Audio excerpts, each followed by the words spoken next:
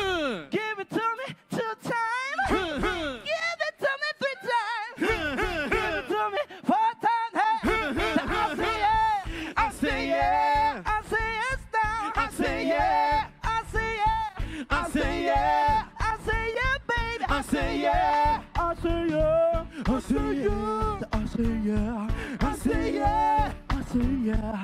I say yeah. I say yes now. I say yeah. Give it to me one time. Thank you so much for having us. As I said before, we're Island Kings. It's all right. And we just have these amazing songs to do for you. I want you to have a good time. And if you know the song, sing along with us. Here we go. Say, so what you do? What you do? Where you at? Where you at? Oh, you got plans? You got plans? Don't say that. Shut your trap. I'm sipping wine. Sip, sip. I'm in a robe. I look too good. To be alone. My house clean. My house clean. My pool warm. My pool warm. I just shake. Smooth like a newborn. I should be dancing, romancing in the east wing and the best wing on this mansion was happening. I ain't playing around. Every word that I say, baby, straight from the heart. So if you're trying to lay in these arms, I'ma leave the door open. I'ma leave the door open. I'ma leave the door open. I'ma leave the door open. Hoping that you feel the way I feel, and I want you like you want me tonight, baby. Tell me that you're coming through. Hey, you're so sweet, so sweet, so right, so right. I won't bite unless you like. Unless you like. If you smoke, I got the haze. Purple haze. And if you're hungry, girl, I got the lace now. Ooh, baby, don't keep me waiting. There's so much love we could be making. Some we could be kissing, cuddling, rose petals in the bathroom. Girl, let's jump in, let's go playing. I ain't playing no games. Every word that I say is straight from the heart. So if you're trying to lay in these arms, I'ma leave the door. I'ma leave the door open. If you know it, leave the door open. I'ma leave the door open, hoping that you'll feel the way I feel, and I want you like a woman tonight, baby. Tell me that you're coming through. You know this part, say la la la, la la la la. I need you, baby. La la la, la la la la. I gotta see you, baby. La la la, la la la la.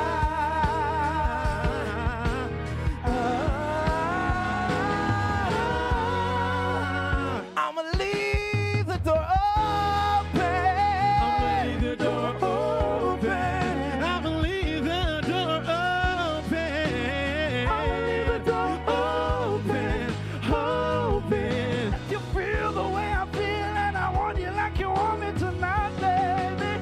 Tell me that you're coming through.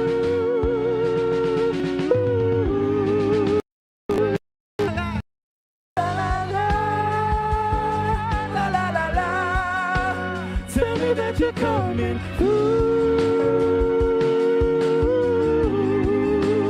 Say it again, say La la la, la la la la.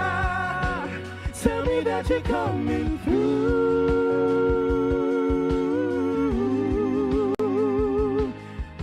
La la la, la la la la. Tell me that you're coming through.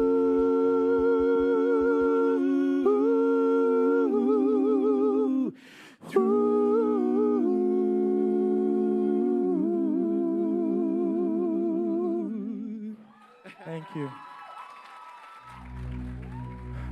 And as persons of color, we have endured, but we are still here because we are strong.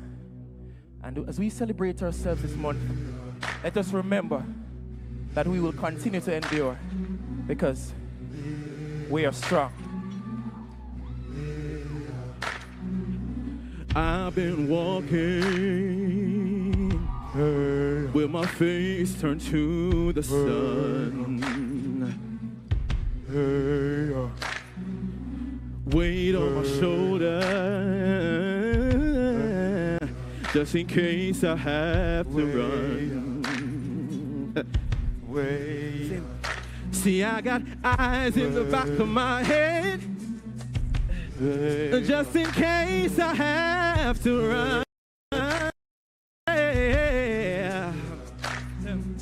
I do what I can for my people. While the clouds roll back and the stars fill the night. So I'm gonna stand up, take my people with me. Together we are going to a brand new home. Far across the river, do you hear freedom calling? Calling me to answer, gotta keep on keeping on. I can feel it in my bones. Yeah.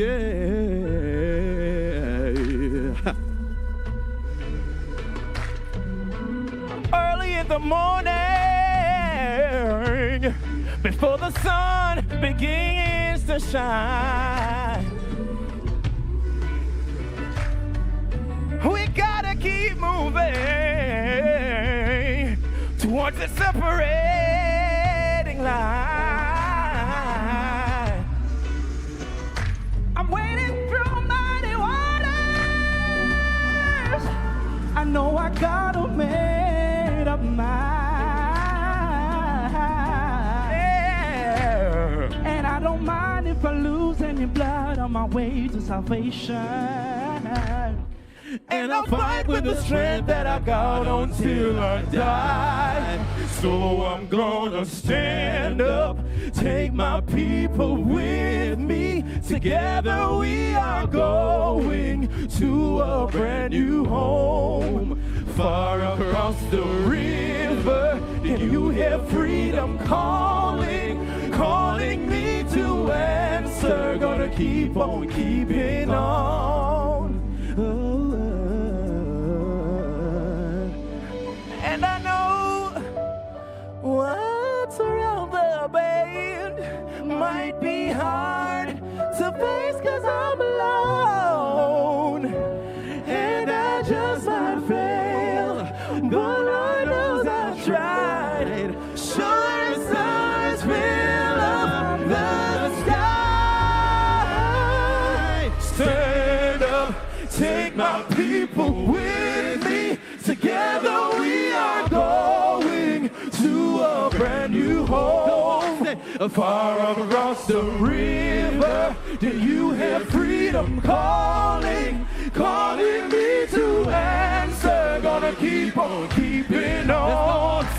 Say, I'm gonna stand up, take my people with me. Together we are going to a brand new home. Far across the river, can you hear freedom calling? Calling me to answer, gonna keep on keeping on. I'm gonna stand up, take my people with me. Together we are going to a brand new home. Far across, can you hear freedom calling? Calling me to answer, gonna keep on keeping on. I can feel it in my bones.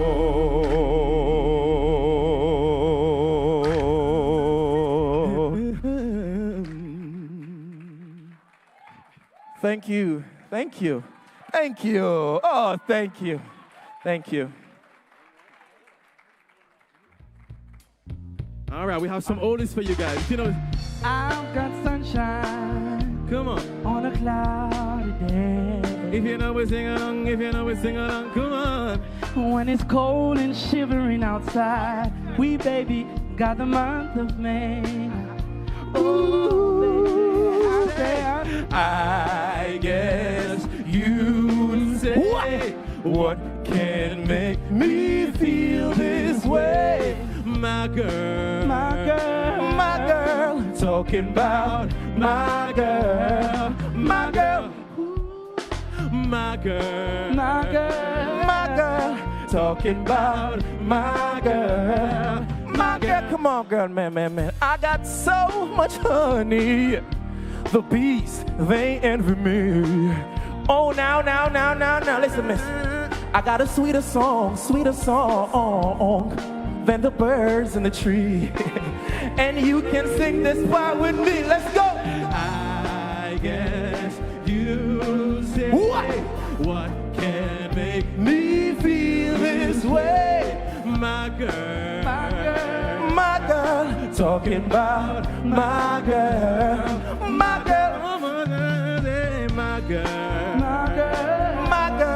talking about my girl. Take it away, God. Come on. So in love with you, whatever you want to do, it's all right with me. Sing, sir. You make me feel so brand new, and I want to spend my life with you.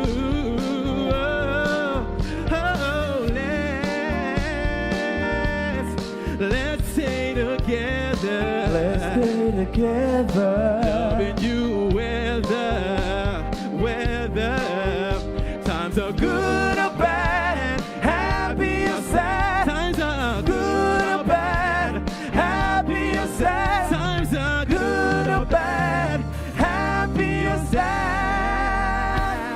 Hey, when I wake up in the morning, your hands together. Hey, put your need claps, need clap, need clap. Hey. The smile I had up on my face is gone. I can't see the sunshine from the rain. Come on. So when I think of you, when I think of you, and the world's alright with me. And the world's alright with me. Hey, just one thought of you. Just one thought of you. And I know it's gone. Come on. A lovely day. Lovely day, lovely day, lovely day, lovely day, lovely day, lovely day. Come on! Lovely day, lovely day, lovely day, lovely day, lovely day, lovely day, lovely day. Come on, Kyle, let's go. So when I think of you, and the world's alright with me. Oh, just one thought of you. And I know it's good. I love the guys to the back. Let's go. A lovely day.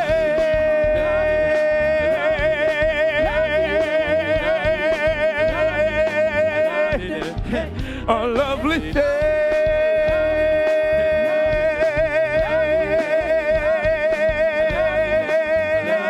Say it again. A lovely day, a lovely day. I see you guys. Lovely, I see you. Lovely day, lovely day, lovely day, lovely day. Just day, lovely day, lovely day, lovely day, lovely day, lovely day, lovely day. One more. Lovely day, lovely day, lovely day, lovely day, lovely day, lovely day, lovely day. Thank you so much for having us. We are your Island Kings. Continue to have an exceptional rest of your day. Thank you. Come on. You guys can do a much better job than that. We're at a Jamaica Creative Career Expo with creatives, so we have to make the most noise for our create. Boy, them going good. I saw people like doing this over there. NCU, big up yourself. I see you singing every single word.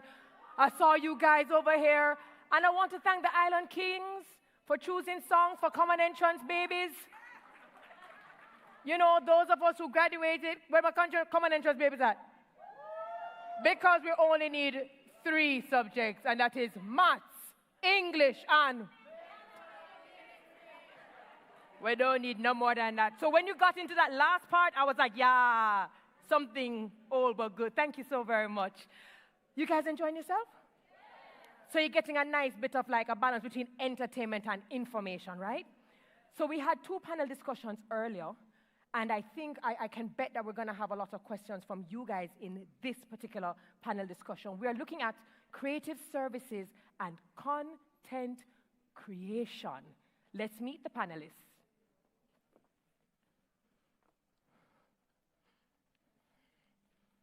In this new millennium, content is both king and queen, and the creative services that have been the lifeblood of the Jamaican culture and society is ripe with the bountiful presence of these creatives. After completing her degree in psychology with a minor in film studies, Kimala Bennett set out to be one of the best directors in the film fraternity. She accomplished that aim and so much more. She is the managing director of the Production Lab, which is a fully integrated 100% Jamaican born and bred advertising agency with global reach and an island swagger. They are a strategic, creative, passionate, solutions-oriented, and no-nonsense group with a heavy emphasis on getting stuff done. The lab uses focused research to create branding, positioning, and strategic campaigns for several companies in Jamaica, the Caribbean, and further afield. Their unique business model combines a small, dynamic management core with an exhaustive roster of creative and production personnel. They create campaigns that speak directly to the majority of the population, always garnering excellent response.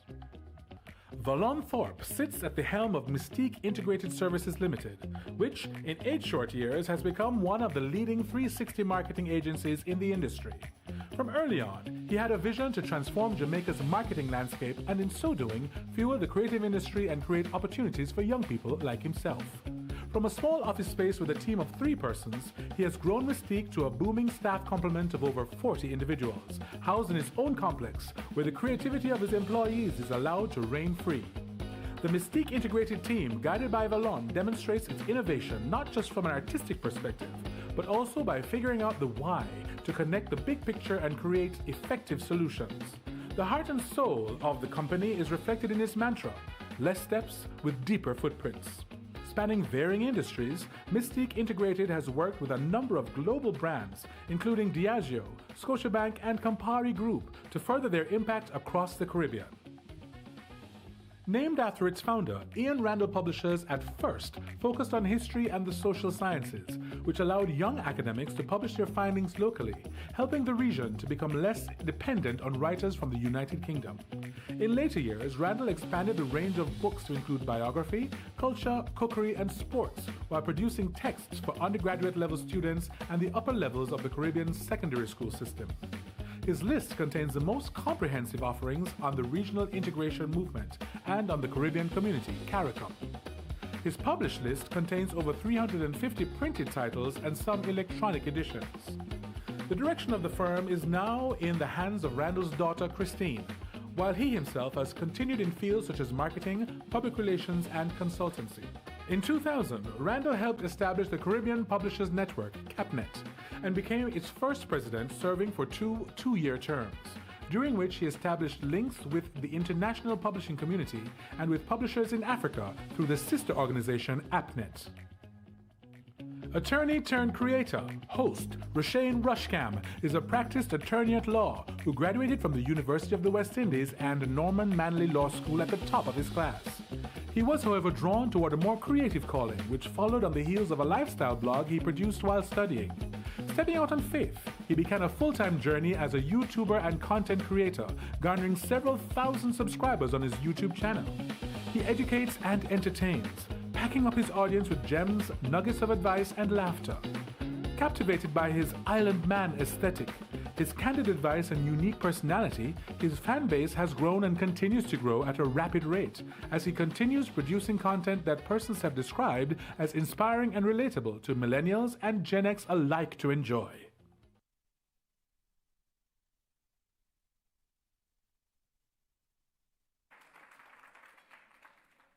Make sure that you write down your questions from now. I think I'm going to jump into the question segment very, very quickly. So please remember that they're here for you. So welcome.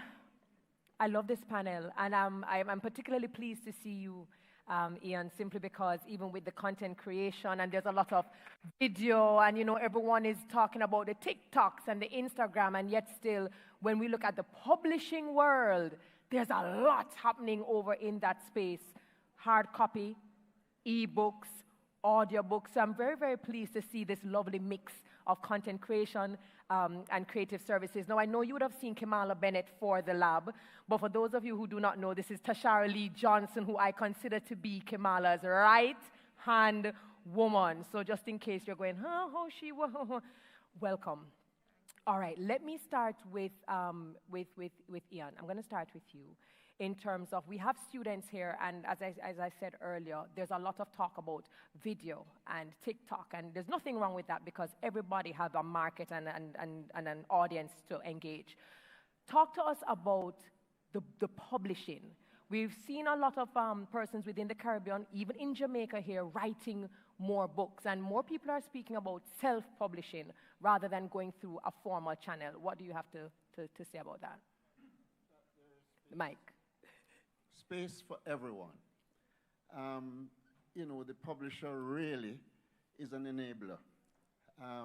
We take content that's been created by creative people, we package it, and we finance it, and we present it to the world. Basically, you know, we're no different from a property developer. You know, you have an idea, but you don't do the quantity surveying, you don't do the architecture, you don't do the building, you don't even do the marketing and the selling. What you do is to gather all of those experts, put those ideas together, manage the whole process, and presto, you have a book. To shift to the idea of self-publishing, you know, within our industry, we created this mystique about what publishing is about, and we put down vanity publishing, and we put down self-publishing. Fact of the matter is that you can be your own publisher. You can do exactly what the publisher does, but you have to know what to do, who to go to, and how to manage it. And that is why, even being a traditional publisher, I would encourage people who want to self-publish and manage their own publishing. There is space for you, not just as a writer, not just as an artist, not just as an editor, but also you can be all things. You can also be the publisher. All right, thank you so very much for that. Valon, I'm coming over to you because I think, well, we spoke to Saeed earlier, who said he went to school for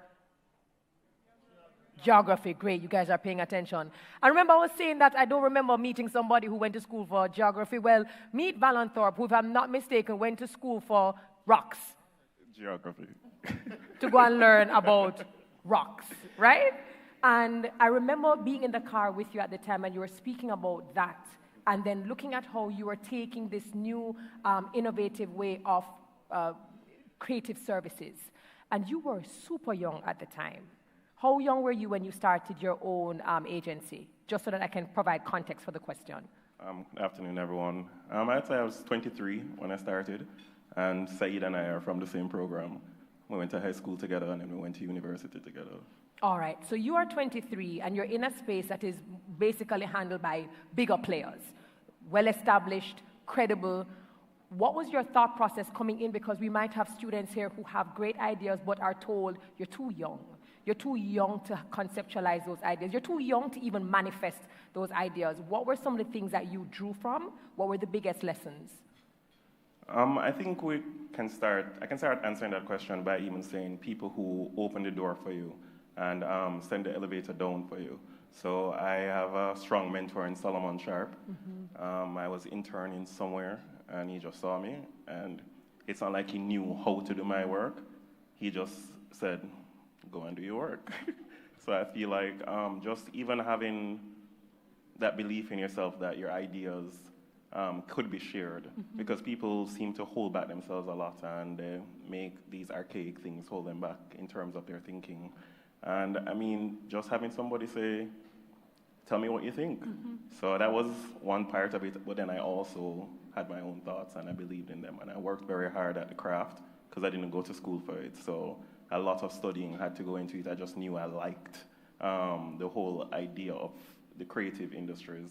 And I heard Mina talk about it earlier, that, oh, she wasn't good at art, but you know, you feel kind of lost in that space at school because you don't know what kind of other jobs entail. Like, I ended up doing a geography degree, but here I am running a marketing and advertising agency. So, I mean, just self-belief and doing it for more than just yourself. Absolutely. And you made mention of Mina, and so I'm going to ask, you know, on behalf of the students here, that not everyone is going to be a content creator, meaning an individual. Not everyone is going to be a writer. But there are persons who I call the master architects who can bring people together in a room to either pitch an idea or to help a client elaborate on an idea. For those persons who might want to go into the space of what you do, what are some of the skills that you think they must have, or at least an attitude that they must have in order to do what you do? I think a lot of the things that we do is very innate here. Like, you know, if you have that creative eye, you see visions, you know that you want to execute something, you know, you dress a certain way, you have a little quirk about you, but that's not it alone, because, you know, we always have different types of creatives. But I mean, just to be passionate about something, to be passionate about work, and to work hard at it. I feel like I work hard every day, and I don't have any time to stop. And the success is a byproduct of hard work. So I think putting your head down and staying focused, finding your why and a purpose about what you're doing. Because for me, I found out that my purpose was, you know, helping my friends, helping young people. I saw a lot of people kind of lost, like how I was lost as well. So at some point, it became like the thing that fueled me to make me keep on moving. Like, everybody know, as you said earlier, well, the real said, you know, from it was like 2 of us, 3 of us, and now it's over 40 of us going on to 50. And the average, thank you. And the average age there is 25. So it's a lot of young people. I've been to your space, and I'm always the oldest person in the room, so yes, thank you for that. But it's hardworking young people, and hardworking, you know, I felt so good when Marissa was speaking about Catherine earlier, because Catherine is also such a hard worker. To just know that we can make an impact, and not at this age. A lot of this is everybody's first job, and it takes a lot of work to get everybody in line. But you know, once you do what you love. Mm-hmm. I won't finish it. It's too cliche. Yeah, no, beautiful. Tashara, we are always in contact. We go back and forth. We are always emailing. And there is something about the behind the scenes that a lot of persons don't know. So we hear content creation, we hear marketing, we hear advertising, and it sounds really cool. And because as consumers, we are seeing the ads. We're seeing what you put together on behalf of the client. But there's a lot of work ethics and client management and team management and logistics that go in, you know, that go on in the background. Help our students understand what are some of the other areas deeper within the agency that they can start to focus on. Okay, so you are absolutely correct. It is much deeper and rigorous than what we see as a final output. You hear people say it's the glitz and glamour, but behind that is a lot of hands, a lot of people just pulling. Auntie Maxine, who is over there, always says to us the pre-production process of any production is the gut-wrenching part. And that is where you have Terry practicing, rehearsing day by day. Marissa saying last night she stayed here until she started. That is a lot of the hard work that we don't see before we see this. And there are a lot of careers or a lot of paths to stick to or to choose from in that. You have persons who do makeup, you have persons who do styling, you have persons who are technicians. But inside an agency, for example, it's almost like sales rep. They're the ones who speak to the clients. It's client relations, building that. You also have persons who are front desk receptionists. You have persons who are office attendants, auxiliary staff, just a lot of little things that carries the domino effect. So what we see is the end product, but there's a lot of chains and connections to that to fuel what we see in the end. Beautiful. Roshkam, I'm coming to you. A lot of the times when students or people in general hear the term content creation, they only think of like social media creation. And it was just recently we realized that, well, there are people who create by writing. They write on behalf of clients in the form of blogs, official newsletters, but then we know the ones that are more popularly known as the content creators. What is the biggest misconception? What is it that our people need to understand? Because we understand that it is lucrative. It can be lucrative if you position properly. But having spoken to persons who are interested in getting into the area that you are getting into, what is the biggest miss for them? And what is your advice? Okay, so good afternoon, everyone. I think that people believe that we just wake up, turn on the camera, and it's vibes. Nothing else, just vibes. It's not a business, it's not anything structured. You just go off of how you feel. So today I feel good, I do it. Tomorrow I'm going to feel good, I'm going to do it. Whatever. And the other part is that people believe that once you have a big hit, like you're viral for one moment, then that's it. No work after that. No. I would say to many persons that you have to create content even if no one is watching. There are times when I go on YouTube and may make the video, Terry, nobody watches it. And next week, I have to show up again and make another video. There's a time when people are saying, boy, Rush Cam, you have buzz. You have the biggest buzz, yeah. And I can't take that and say, yeah, man, I have the buzz. Because next week, again, crickets, nobody's watching. So you have to be showing up for yourself and for your audience every single week as if it's your last week. Yes. I appreciate that. Now, you mentioned viral. Should they? Absolutely. The question I have for you, because there's also a tendency to focus on going viral, being viral. Should that be the focus as a content creator? Being viral or be okay? No. And I will tell you, no offense to anybody else, but there's a reason I'm on the stage, right? No, as in I'm going to tell you, this is a business that has to be sustained over a period of time. Yes. Doing things that go viral, the way that you get there, you cannot work with corporate. You cannot work with certain brands. You cannot do certain things. You cannot show up and look in the mirror tomorrow morning and everybody looking at you with respect. So being viral, yes, everybody is like, yeah, man, you have a buzz, but what happens with that buzz? Buzz can't carry to the supermarket. And most of our jobs are connected to brand work. And so being viral, yes, it helps your numbers, but it doesn't help that sustainable brand over a period of time. I appreciate that. I'm coming back to Valon now, and I'm coming back to Tashara, then I'm coming to Sir Ian. There is a certain level of morality, no? That, or a measure of it, a compass, right? I have seen where I've gone into the lab, for example, and I've heard the team say, well, if we have these persons as clients, typically we will not accept the competitor because it's like a conflict of interest. And so I think it's important for us to kind of dive a little bit deeper with this topic, because sometimes people think it's okay to just kind of work with everybody, share everybody's secret. What do they need to understand when it comes to whether you're running a business or whether you are an individual personality? How important is it for you to manage that brand so that there is no brand confusion, there's no conflict of interest? How did you navigate the space? I'm going to start with Tashara Lee. As Rush said, this is a business, and involved in any business, there's an element of trust. There's an element of trust that you have to hold on to for your brand and also for your clients. And I speak from the client seat to say that they expect, even when they're not watching or no one is watching, that we are upholding their standards that high.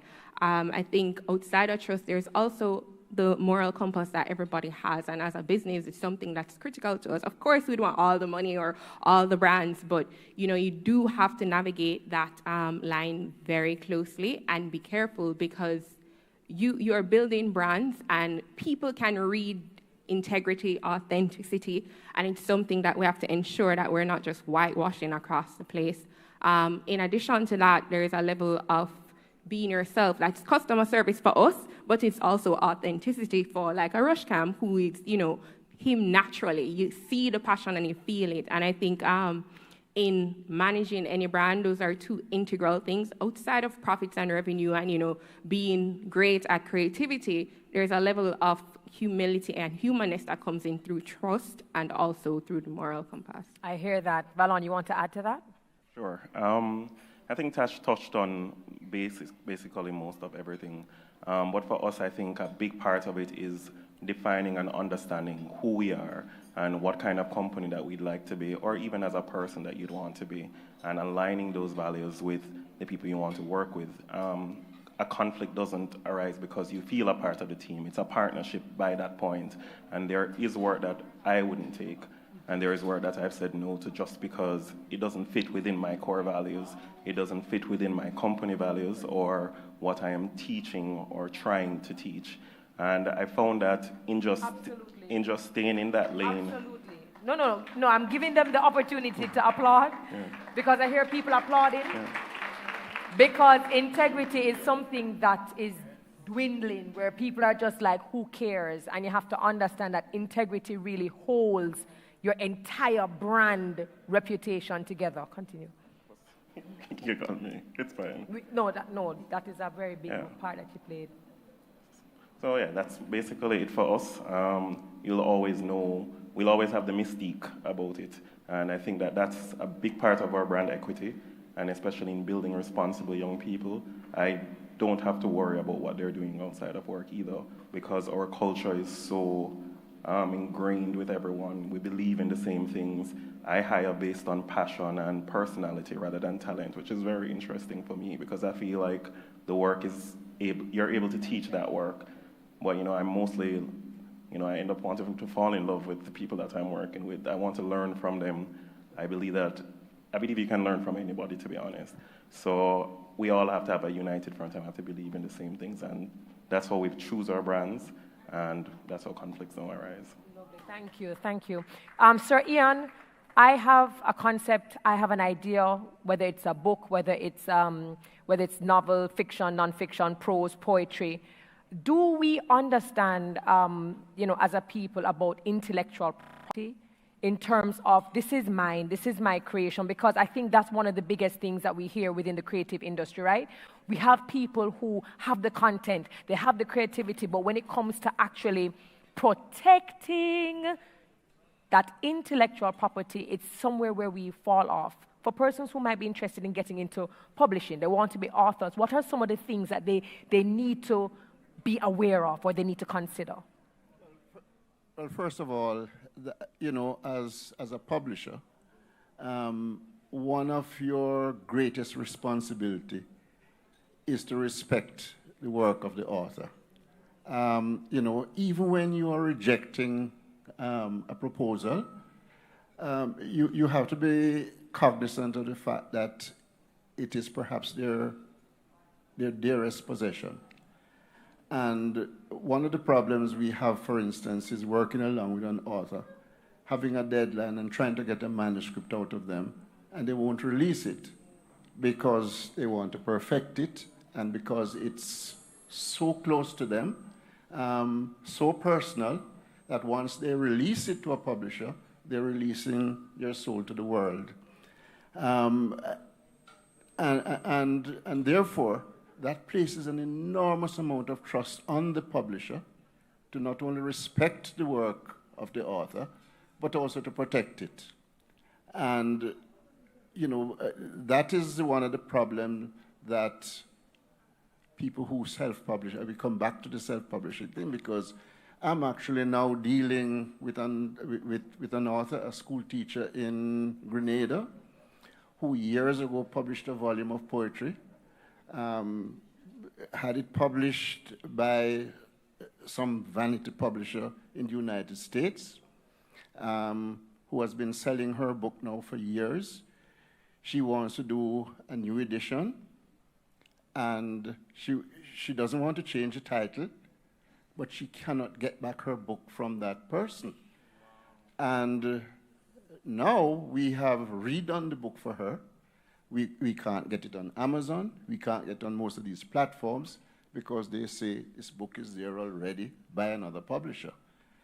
The whole business of who you deal with, the level of trust you have with that person, and the respect they have for your work, and for giving it back to you when you want it, it's just vitally important. Even as publishers, you know, we have that problem. Years ago, you know, when we were fairly young, and we had produced this best-selling cookbook, The Real Taste of Jamaica by Enid Donaldson, printed with a printer in China who we had never met, and wanted to change printers. And the original printer refused to release my film and everything. And I remember getting up at 2 o'clock in the morning to speak to this printer in China. And I can never forget the words he said to me. He said, "Mr. Randall, I refuse to obey you. You refused to give me back." And we had to start all over again. Madness. Chinese printer, yes. Not in Chinese, no. So even as publishers, we have to be careful about the agreements we get into and who we work with. And it's the same thing with authors. You have to be absolutely clear about who you're dealing with, who you're giving your work to, and how you protect yourself, not just in getting your royalties paid, but in getting back your property when you want it. That's a very good point, and it's extremely important. I mean, we're speaking about creative services as well as content creation, but we're also speaking about integrity and being very careful with who your partners are. So it's not just the glitz and the glam that a lot of the time is glorified, but really it's the work that goes in underneath. There's a young lady who had a drawing. She had a graphic designer do artwork for her. She was selling her things were doing very well, she was selling out, and then she got taken down, her website, everything. She got sued for copyright infringement because the graphic designer who she hired actually went and trademarked the actual design. And so now the actual conceptualizer is in court battling right now. And so what we're saying is that even though you're being creative in the moment, make sure that you learn to protect your creativity. But can I also say, don't be lured by just the money and thinking about how much you can make by doing it yourself. Because having done it yourself, you then have to get it to an audience. And if you don't have the capabilities for doing that, then your work would have been in vain. And not only that, you know, as people often say, you know, if you have a dental problem, you don't go to a carpenter. And therefore, if you go to that carpenter, what you're going to get is what a carpenter can produce. Exactly. You're going to get something that is shoddy. You're going to get something that can't be, that can't achieve what you want and what the work deserves. Absolutely. And therefore, you need to go to a professional. Absolutely. I'm going to open up the questions. I'm going to open up the floor for questions. We're looking at the creative aid, services as well as content creation. So if you could just raise your hand. This is the moment. We have a lot of you in the audience who might be TikTokers, content creators, bloggers. Let us get these questions. I have a hand over here. All right. Thank you so very much so that we can get a lot of dialogue. Good afternoon. I'm Roxanne White, a student at the Northern Caribbean University. This particular question is for you, Rush. You would have mentioned before about the whole idea of going viral. My question is, how do you fortify yourself to deal with the negativity that comes from producing your content, especially if you speak to something that the majority doesn't necessarily agree with? Good question. Thank you. I said it on TikTok the other day, and I hold it true. I know who I am. I am not defined by anybody else. And so negative comments that are not grounded in fact do not deter me or move me. When you're going on the internet has how many billions of people? You have to know who you are and be grounded in that, because otherwise you're going to be like a ship without a sail. Just over here, Sarukopooks, I you this. Left and right, in the ocean, I go left and right. So my advice to you would be to ground yourself, be around people who you trust, ask their opinions. Sometimes the negative feedback is actually valid, by the way. Sometimes it's constructive, yes. And if you take the right parts out of it, yes. But also don't take it personally. They don't know you. The same people who are telling you that, Terry, I love your top. They love your top. They don't know you. So tomorrow them can say, Terry, I hate your attitude. Because they don't know you. So the same people who will cheer for you will tear you down. It's not a big deal. Don't take it personally. Move on. All right, I hear that. Who is the next person? Ah, here we go.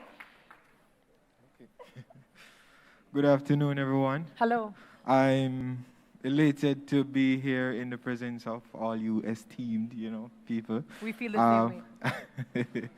I'm Rasheen Khoury. I'm a entertainment design student at UTech, along with my fellow classmates here. All right.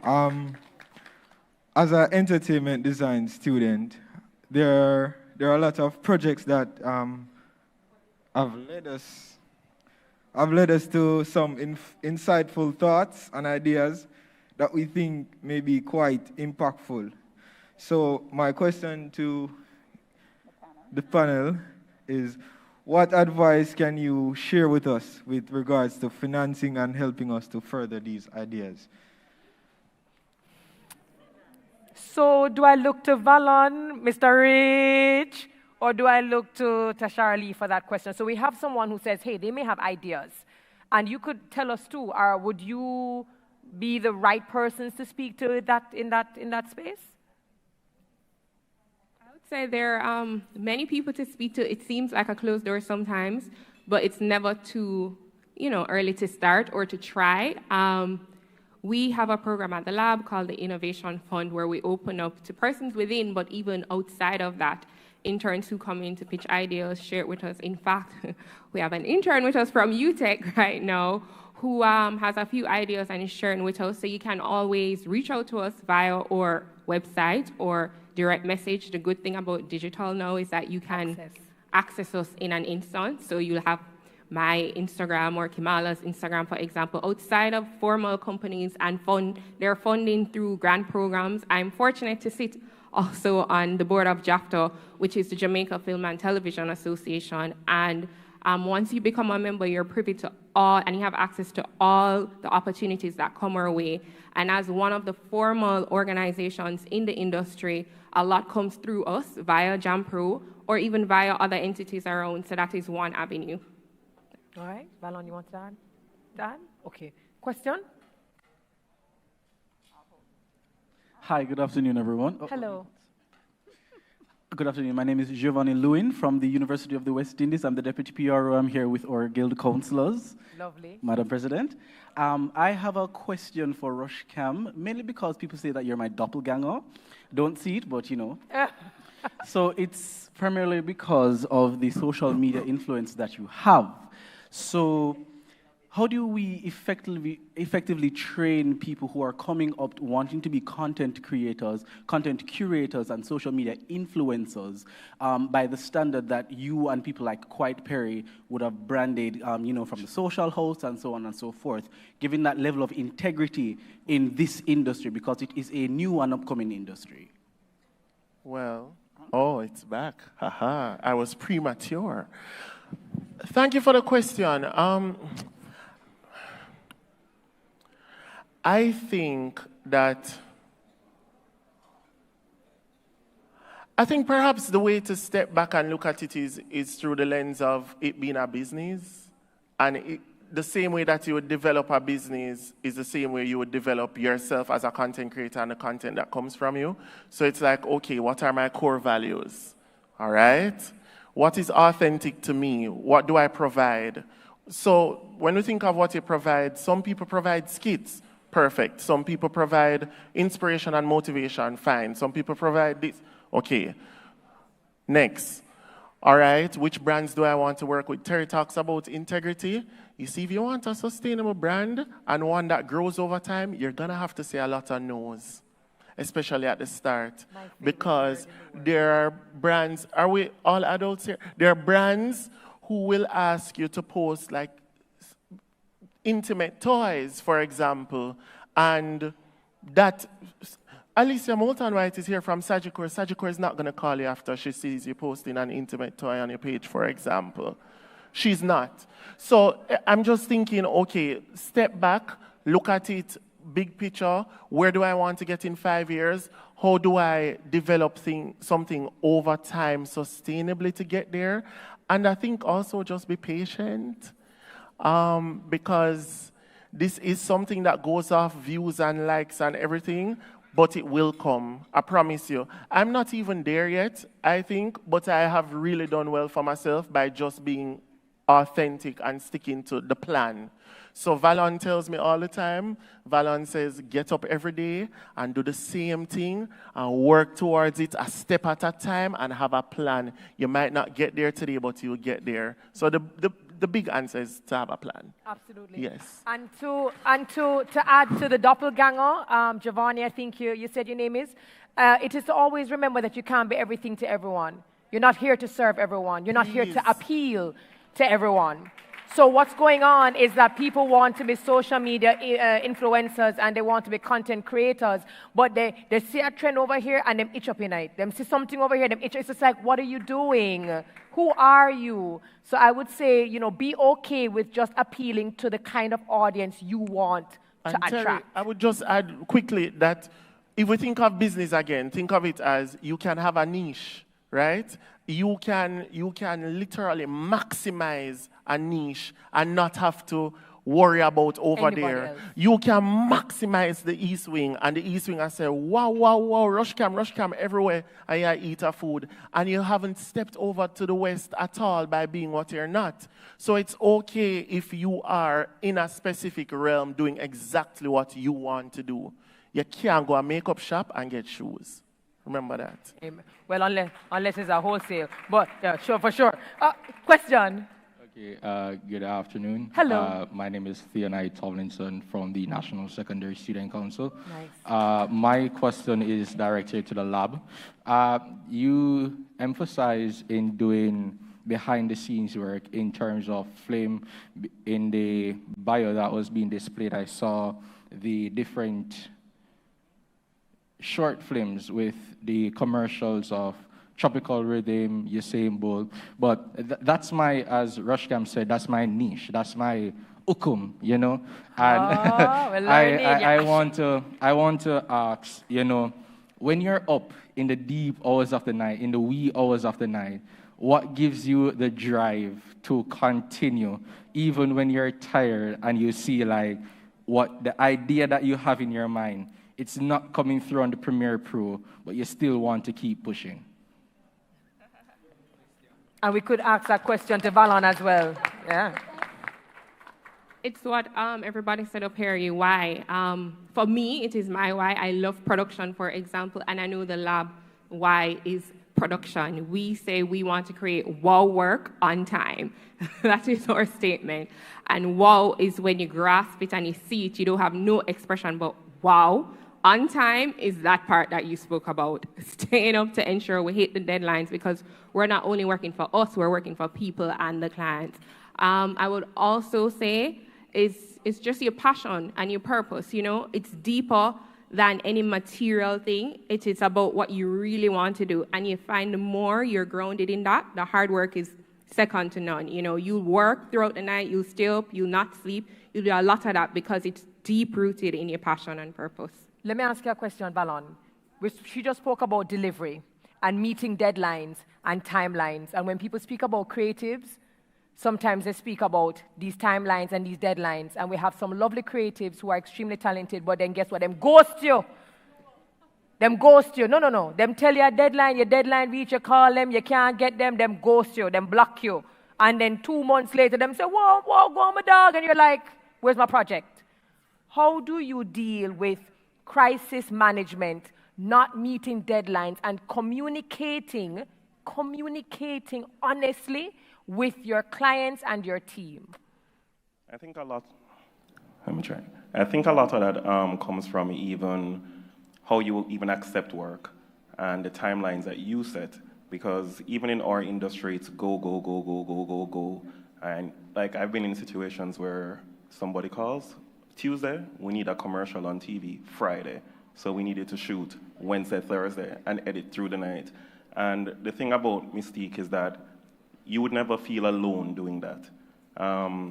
There's always a team to help you, and the alternative of not doing it is that you're defined by late or sloppy work. And in our industry, or in any industry, and as a person, that's not something you want to be known for. But the difference is once you're around like-minded people, you have people who share the same passions as you. It never feels like that. It feels like we're working on our passion project. And that's the difference with creatives. And that's where we don't really fit in the 9-to-5 box all the time. It's just that, you know, there are visions, and you need to make them a reality. And it needs to be perfect to how it's supposed to be done. So I kind of straight from the beginning, you should set the timeline right, but sometimes it doesn't work. Just quick conversation. Do not tell me at 3 o'clock that it's not going to be done at 3 o'clock. Exactly. You know, a day before you should know, but that comes with experience as well. Absolutely, absolutely. And being able to say, no, I can't do that for you. I cannot meet that deadline. I think that is a very important part that creatives sometimes say, yeah, man, I can do it. If you know that there's too much on your plate, be okay with saying, guys, I would love to, but the deadline, I won't be able to meet. Alicia Moulton White. Good afternoon, everyone. Good afternoon to Welcome. all of the fabulous students and personalities in this room. And I asked Marissa if I could make a comment after what Roshane said. I want to encourage everyone. It is very important that you start to curate your content from now. You don't want later on in your life that corporate Jamaica is looking at you, because we hire, for example, at Sagicor, creatives all the time. As Dahlia said, we're looking for performers in every aspect of the job. So begin to curate the content. Don't be fake, but curate what is on your social media pages. And curate also the way you speak from now, because it speaks to who you are as your brand as you go forward. You may not be a content curator, but you may be the person that Roshane is hiring. So I encourage you, start today, like right now, to delete the photos and the videos that will prevent you from being hired.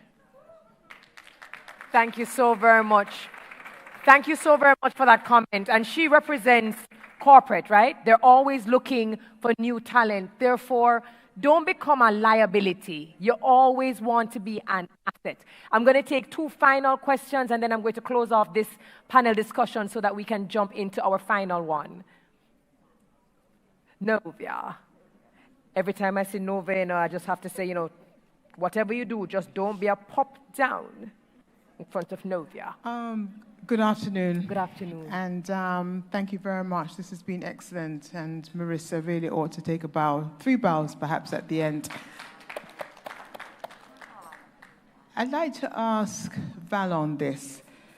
As somebody who sits where I sit, and you say that you sometimes have to say no, and in terms of meeting deadlines as well, because we invariably, I always ask the question, and you'll smile, Valon. Did you just wake up and create this event? Which event? Meaning, no, generally, because you get a telephone call at 2 o'clock in the afternoon to say, oh, this is happening. And my response is invariably, oh, did you just happen to put this event together? I'm always the messenger. But how do you... I had the pleasure of discovering your office just the other day for a webinar, but how do you instill excellence in the detail? Mm-hmm. Because when you have to send press releases out to media, for example, when you have to work with people like myself, who I don't do pop down, yes. I have a very high standard, and I will not compromise. I really don't care. I will not. I'm too old. But how do you get people to understand that? Because it is easy when you want to wake up and become Rush Camp. It's very easy. It's very easy when people walk into your establishment or to the lab and they say, oh, yeah, this is me in 3 days, not the time that it took you guys to build and build and build and start from zero. So how do you get that across? Because I find, you know, the shortcuts, I see them. I see the shortcuts because I'm blind because I have to edit. I see the shortcuts. So how do we ensure that excellence continues? I would say for something like that, our industry doesn't really have a playbook of success. And success that Mystique has been able to generate has come from passion to do good work. I feel like you're giving me a compliment about press releases, so I'm going to go on that. You know your client, you know when you're going to engage in OVR, you know when you're going to send a release, you know it should be double, triple, quadruple checked, just in general, but even where you start and what you present as your first draft is also very important, and that to me is the most important draft, because that kind of tells me how interested you are and things like that. So we have so many processes that we've taken the years to develop internally to guide how to do certain things. It's not written in books really, because not everything works in a Jamaican market, but that's where experience comes into play, and really showing up in that way all the time is really the differentiator, because everybody else has to fall in line. You feel completely out of whack by not showing up like your managers or the people around you, because everybody takes so much pride in it. And when you have to deliver something to a Novia, to be honest, I'm being honest now, and you get a seal of approval in the email with no changes, you're just like, yeah, that's how you do good work.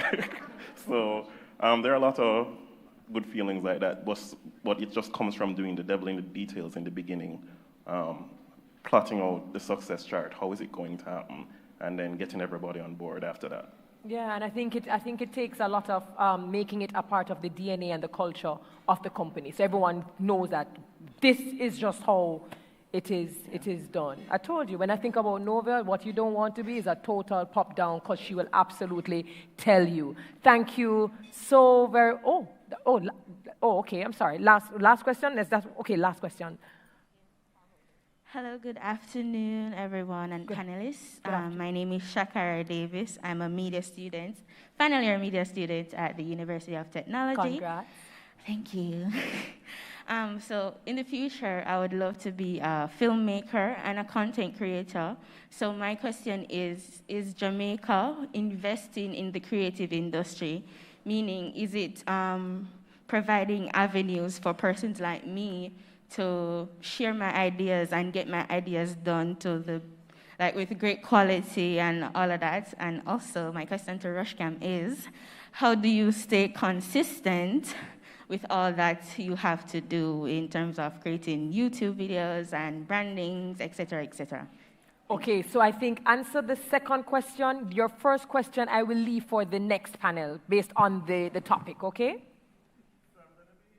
I'm going to be very honest with you. Next week will be the first week in my entire life that I'm like a full-time creative, like doing full-time YouTube, full-time Instagram, all of that. Because before this, I was like part-timing for an agency. Now, on the outside, you look and you say, boy, Rush, oh, you maintain a consistency. I have a content calendar, and I have had to take things very seriously, and that means neglecting social events sometimes. That means not being able to balance and have fun sometimes, palaver. It also means having grace and giving yourself grace, because sometimes you're not going to be able to be consistent. So I've changed the game in terms of what I think consistency is. Consistency for me is the quality of work that I produce and not the quantity. So if I'm able to show up every single time with top-tier content and I'm doing excellent work and all of that, I'm pleased with myself. Versus me, I broke my neck every week. Lord Jesus, me have to come out with one video and the video not even make no sense. You understand? So change the way that you look at yourself. Don't be too hard on yourself. Be consistent in your quality. Take your time and set attainable goals for yourself. Because it don't make sense. You say I go post 3 videos a week and you know say it's not possible. It's not possible. Cool. All right. Thank you so very much. Ladies and gentlemen, the third panel, creative services and content creators. Thank you so very much. At this time, I'd like to actually, no, you certainly, as in you may go, yeah. I'd like to acknowledge the presence of our State Minister, the Honorable Orlando Terrelong, Ministry of Culture, Gender, Entertainment, and Sport. For those of you who do not know, he speaks 500 languages. We danced together with Tony Wilson Dance Theatre Company, so he's also a trained dancer. Welcome, welcome, Minister. So that was our third panel discussion, and at this time, I would like to invite one of our sponsors. This is a sponsor greeting. Okay, fantastic. So we're going to run straight into the fourth panel discussion. So I'm giving you just enough time, Rushcam, to come around. This panel discussion is about production and entertainment. So we will take your question that you asked in the previous discussion for this one.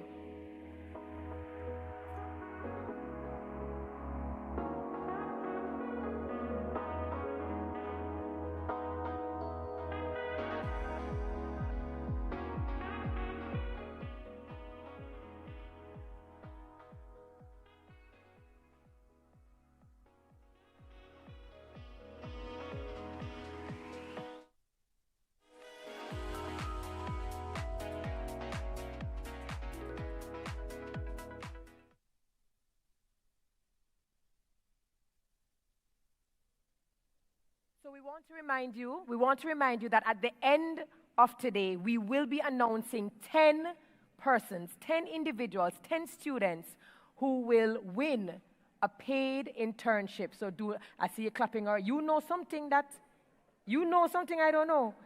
So you would have been invited to submit your resumes. We would have had some of our panelists look at those resumes to determine who they would choose to be a part of their paid internship. So don't run off. You want to stay to hear who those names are.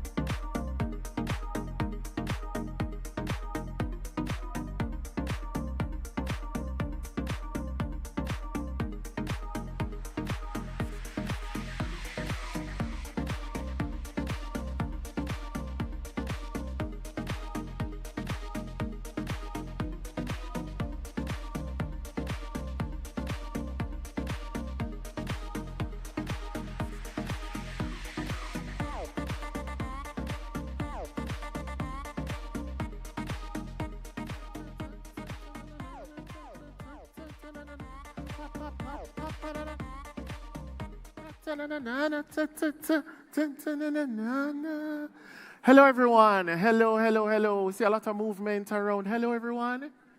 No, I'm not hearing any answers. Yui, hello. Hi, Yui people that just come. All right, so Marissa, who is the director of Jamaica Creative, we've had several conversations about the different panels, right? Which is the at panel, which is the this panel, which is the that panel. This panel, I think these are the bosses, the money panel. So when we talk about money, and we talk about, remember I've said, we're trying to show you that this is lucrative. There's an opportunity in it for you to grow and to expand and not to be a struggling artist. This is very important. So allow me to introduce the panelists in production and entertainment.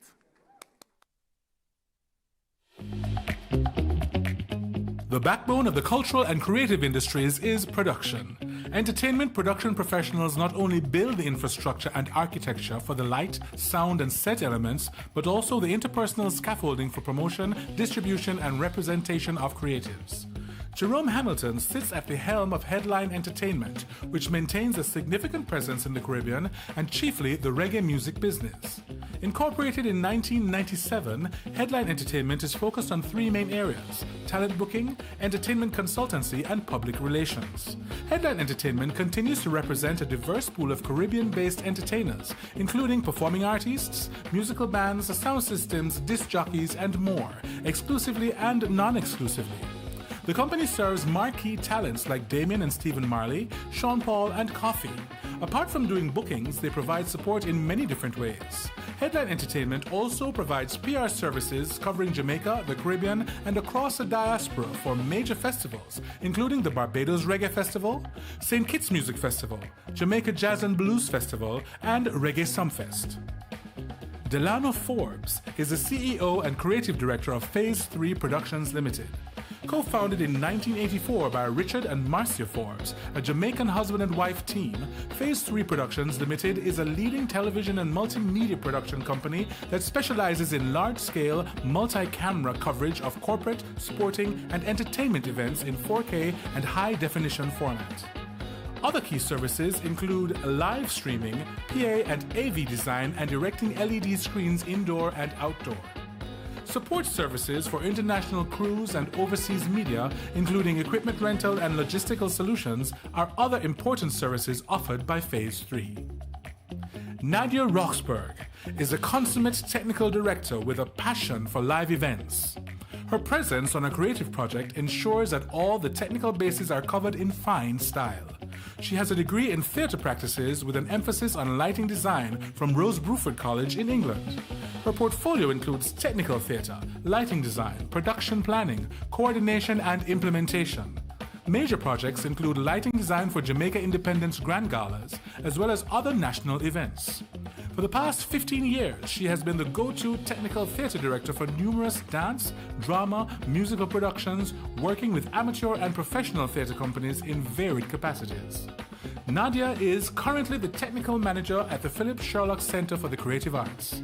Duties include lighting design and operation, sound operation, stage management, supervising full-time and casual staff, and training of new staff members and students. She was the production manager for UWI's 2021 virtual graduation. Solomon Sharp, the straight-talking businessman, is the Chief Executive Officer at Main Event Entertainment Group. The company was founded by a team of unrivaled industry experts who are passionate about creating innovation. Their vision, to be the region's #1 brand in delivering phenomenal experiences, has followed through with almost 2 decades of excellence in the events and promotions industry in Jamaica. Sharp makes it clear that financial gain is not the first order of business for Main Event, but it is providing service of the highest quality to its list of clients. He also considers himself the biggest service provider to his young team of creatives and events coordinators. Main Event's strong reputation is built on producing organized, top-quality corporate and private events from a space of responsiveness and flexibility to their clients' varying needs.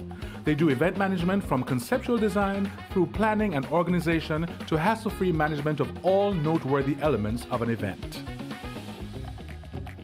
As one of Jamaica's most globally respected cultural ambassadors, Maxine Walters has lived and loved her passion as a producer of scores of international music, film, and photography projects shot in Jamaica. She was one of the 5 founders of Reggae Sunsplash, along with Tony Robinson, Don Green, Ronnie Burke, and John Wakeling. Her company, Walters Productions Jamaica, is a Caribbean-based production house that works in every aspect of the film industry, that uses Jamaica and the Caribbean as a location. Maxine Walters was honored by the Jamaican government in 2017 with an Order of Distinction for her inimitable talent, which has been called upon for big-budget Jamaican filmed motion pictures starring Hollywood A-listers like Tom Cruise, Denzel Washington, Whoopi Goldberg, and Robin Williams. Walters has also been integrally involved in the production of renowned music videos fronted by Lauryn Hill, Damien Marley, Wyclef Jean, Lorde, and Beanie Man, and she has exclusively produced almost all of the international commercials for track legend Usain Bolt in Jamaica. With nearly 3 decades of experience in the film industry, Walters Productions Jamaica has the best of the Caribbean film crews at their disposal and delivers first world service. Let's hear it for our panelists. Panelists, welcome, welcome, welcome, welcome. I'm good, how are you? Can I still say Happy New Year to people? For the first message, Happy New Year, panelists. Happy New Year. Well, I saw you this year. Yes, we'll talk. Yes. Auntie Maxine. All right, so I have so many questions, and I will be mindful of the time. And as we have a lot of panelists, I'm asking that you be mindful of the time as well. Auntie Maxine, I'm not going to rush you, I promise, but yes.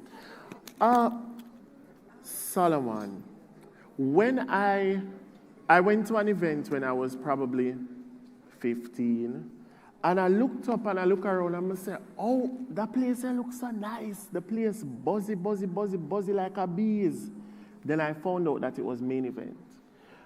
I wonder how you're able to maintain quality control when you have so many persons working for you, doing so many different things in so many different places.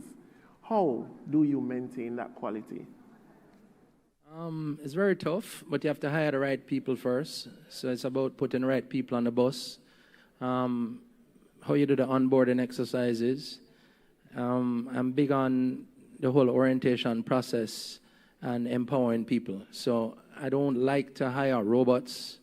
So Valon spoke to that earlier about, who is that right person to hire? Is it the most educated person or is it the most passionate person?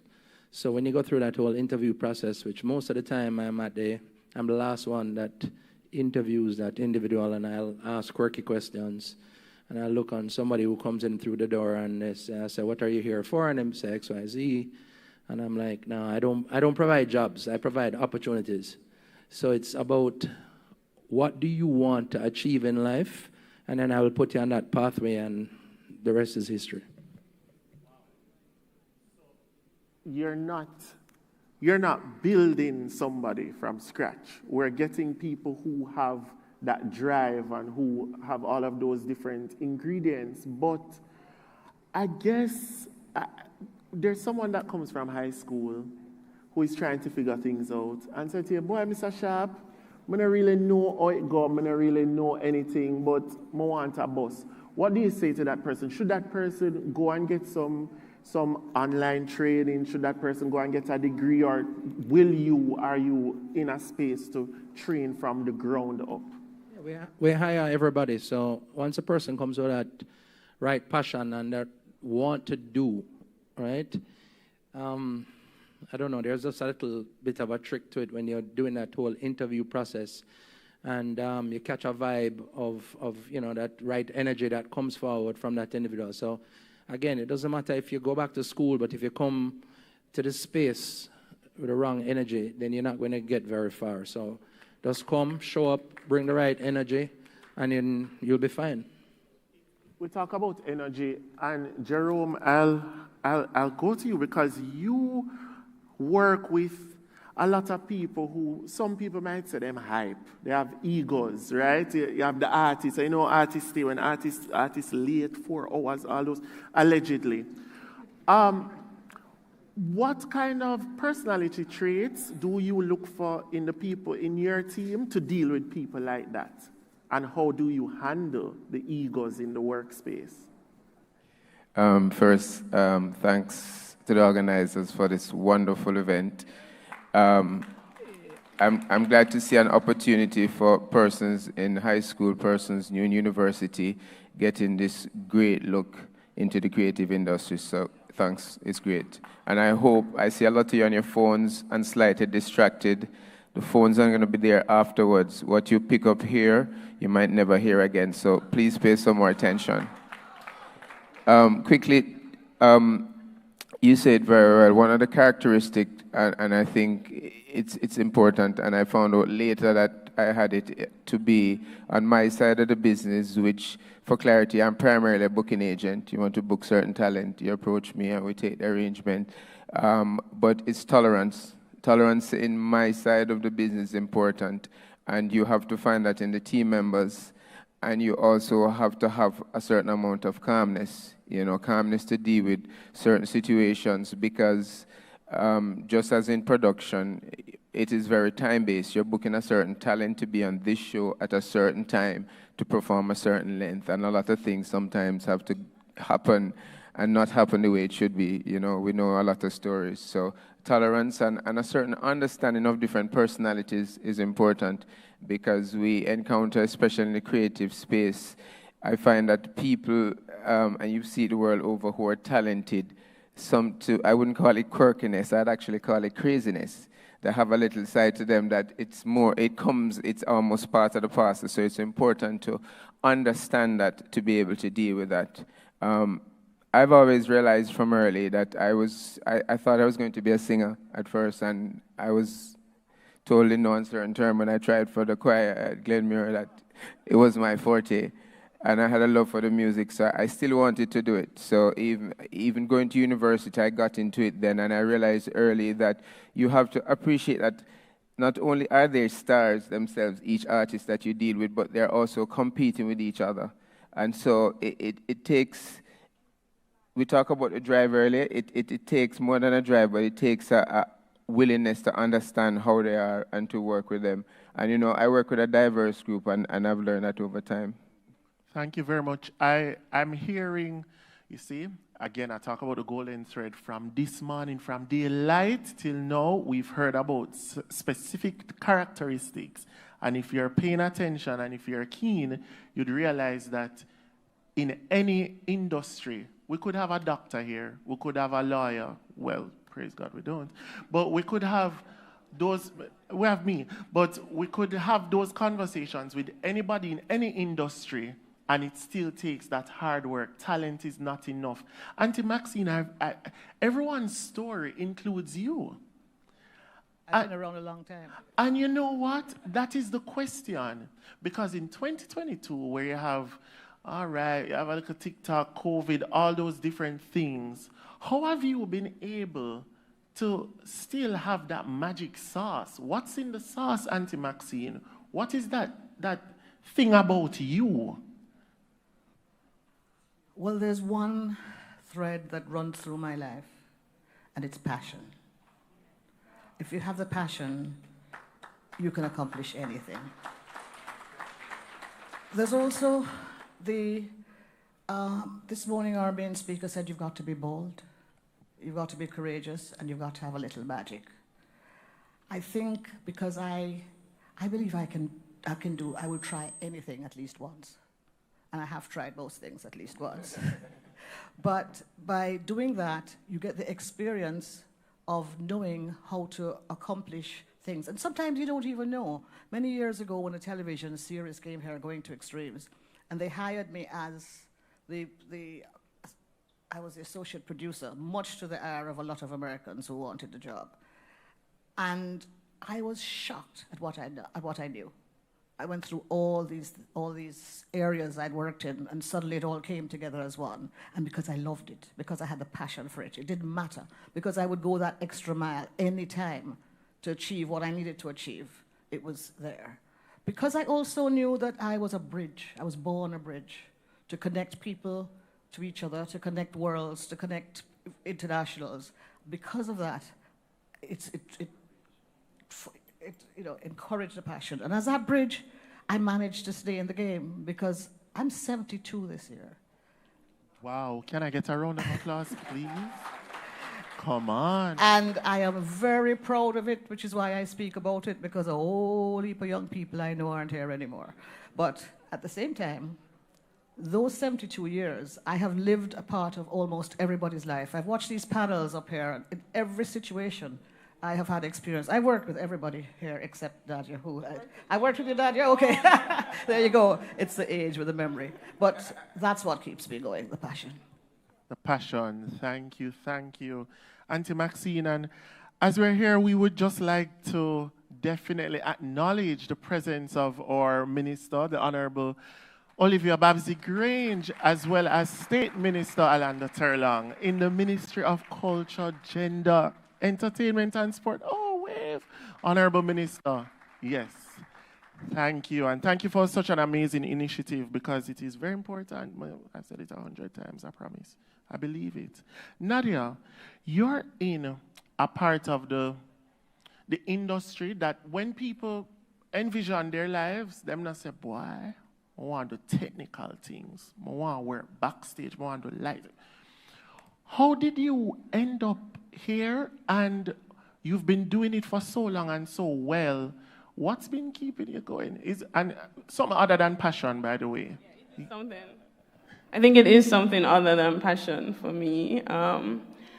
Funnily enough, I wanted to be on stage. I went to drama school, auditioned twice. I didn't make it. I went to UE, and I ended up backstage at UE, and the guys started teaching me about lights and lighting and sound, and here we are today. Definitely, I have developed a passion for lighting and technical theater. The bigger part of what I do, though, is not the show for me. It is the training. So I consider myself a professional trainer.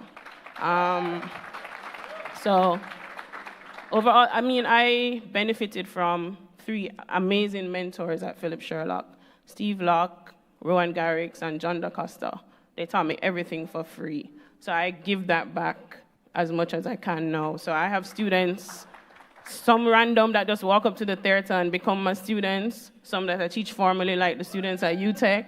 And also, I just have students every day when I work. These guys, if you ever work with me, you'll know. I will stop and say, you know why I do this? This is why we do this, that kind of stuff. I'm like that. So my passion is passing it on, I guess. Sending the elevator down, as we've been talking about and discussing from the start. Delano, COVID comes and everybody wants a live stream. Live stream non-stop. We do live stream 2020 March. We're in 2022 and we're doing live streams. Your business model, how do you ensure that you are leveling up as you engage in this space? Because you could be doing the same thing every single month and just collect the money and say, all right, go on. Well, I should first by saying thank you for having me here, and it's great to see everybody in a physical room at an event. In terms of keeping on the cutting edge, for us at Phase 3, obviously that word that everybody has mentioned comes top of mind because we absolutely love what we do and have a genuine passion for it. But even going back to onboarding team members, that kind of thing, I always go through the office, a curious mind. That's something I constantly repeat to everybody in the team because now information is so accessible, there's no reason not to know something. I was fortunate to be trained through all the industry professionals, many of them on the stage here. I went to formal training, studied film, but the University of YouTube at this point, I'm not going to discredit any formal training in any way. I went to CPTC, went through all of that, but curious mind, going on YouTube, learning, bringing on new team members with fresh ideas, all of those things kind of keep us going, and also making that investment. There's investment in terms of the time, and there's also the investment, as a number of us know, in the hard cash. You have to take a risk. It's not easy talking to my accountant in the middle of COVID to try and explain, hey, we need to invest in this now. And they're like, why? Because that's what's next. So it's always about looking and seeing what's next. And as I think Wayne Gretzky said, it's not about where the puck is now, it's about moving to where it's going to be. Investment in self, investment in the business, and also doing the research. We see a business here in 2022, but we don't know how it got here. Solomon, do you have a valley moment? Like something that you remember that you were like, honestly, if I get out of this, I eat this, may I go shout from the mountaintop and give glory. How did you get out of that valley moment? And is that 2.5? What's the lesson? What was the lesson from it? So that valley moment where you were low, and what did you learn from it? I have those every week. Wow! Shocker! So I owe a lot to football, right? Because I played a little ball back many pounds ago, as some people would say. So I go back to my ball days every time we're in a spot, right? So are you up 2-love, and how you do play that game? Are you down 2-love, and how do you play that game? If you're in a draw, needing a win, how do you make the adjustments? So in every day in the boardroom, you have to be nimble, you have to be agile, you have to be dynamic. And the boardroom doesn't necessarily mean that physical space, everybody. For those who know me well, my boardroom most times is in a car. So I was kind of prepared for COVID before because I was always moving. So whenever you get that situation, and my good friend over there in Novia, we have kept a certain event, we've had a certain event in May, and it rains. What do you do? How do you just remove the water after you've had 4 inches of rain? So you have to go into the moment all the time, being prepared for any eventuality, and just know and just have a strong mind that you're going to get out of it. So in everything, I just constantly say, we're going to get out of it. So as it said, I'm there for my staff. I work for them. And I'm there to remove all the barriers all the time. So I'm always trying to think ahead. My dad was a pilot, and he always told me, if you fail to prepare, you prepare to fail. So it was always preparation for every single eventuality. Delana spoke about investment. That's where the investment comes in. You have to be prepared for what you don't even know is going to happen. So you have to invest in everything and be very prepared at every moment to get yourself out of those spots. And then when you do get yourself out of that spot, you have to now develop a relationship with your client to say, look, I can't always remove 4 inches of water all the time, right? So you have to prepare yourself for that next time. What if there's rain? How do you deal with that? And, you don't get to plan an event the day before when you know when the rain is really coming. So you have to be, there's constant preparation. And Delana again said, how do you YouTube, how you Google, and that's what I used to call myself Google with my team, right? And that's what my clients are there for. They call on me for every and anything, and that's how you have to just set your life like that, solution oriented all the time, and prepare. Auntie Maxine, you are a mentor to several, but there's a conversation, we've heard it, I don't know nobody. I send her a WhatsApp or I send her an IG message and she not answer. I send her an email and she not answer. How do you gatekeep for mentorship? Like, who do you decide that you're going to work with? How do you decide that? And do you think that these people on the stage, all of the industry experts, are truly accessible, or is it a lie? I can only speak for myself. And basically anybody, and I mean anybody and everybody who writes to me and contacts me gets a reply. It doesn't matter who it is, from where they're coming from, home or abroad, they get a reply. Because I was there one day at one point. I wanted to get somewhere too. And I wanted that reply. So it's really important that you do that. Plus, you have to nurture, and you have to, as Solomon was saying, preparation is a big part of it. And preparation is not just preparing for the actual job that's sitting in front of you. Preparation is preparing for the future. I find I train, I would say probably 80% of the people who work in the film industry, and the other producers take them. The moment they get to that level, and then I have to train again. So it's all a preparatory thing. It's preparation. You have to prep, and then you have to guard, as Solomon says. Your job, once you've prepared, is to watch what's happening when you're there on the set. Because if you're not ready, and if you don't have 6 backups behind you, especially working in a place like Jamaica, which is not easy, and I project myself as being first world in a third world situation, you have to be ready. And you have to be able to flip at that last minute and make it happen when it can't. In film, it's easier than, say, in some of the events you do, Solomon, because we also have things called cover sets. So if you have a scene with rain, you hold that to the end, because if it rains, you can shoot it in the rain, right? If you need to shoot something under a bridge, you leave that again to the end, because you can go under the bridge and shoot. Or indoor stuff. You can shoot day for night. There's a lot of things you can work, but you prepare for that. So as a producer, if you're going to be in the production business, you must know your script better than anybody else. Once you know your script, you're prepared, because you will know what may happen and how you can make it not happen, or solve it if it does happen. Wow. I feel like I'm at a TED Talk. We're talking about preparation. I want to know, you said you have to know the script better than anyone there. Nadia, what does preparation look like for you when we're getting ready for the stage? Because a lot of stagehands feel like they must just show up and just say, yeah, man, I'm a black, what you need? What does preparation look like for you?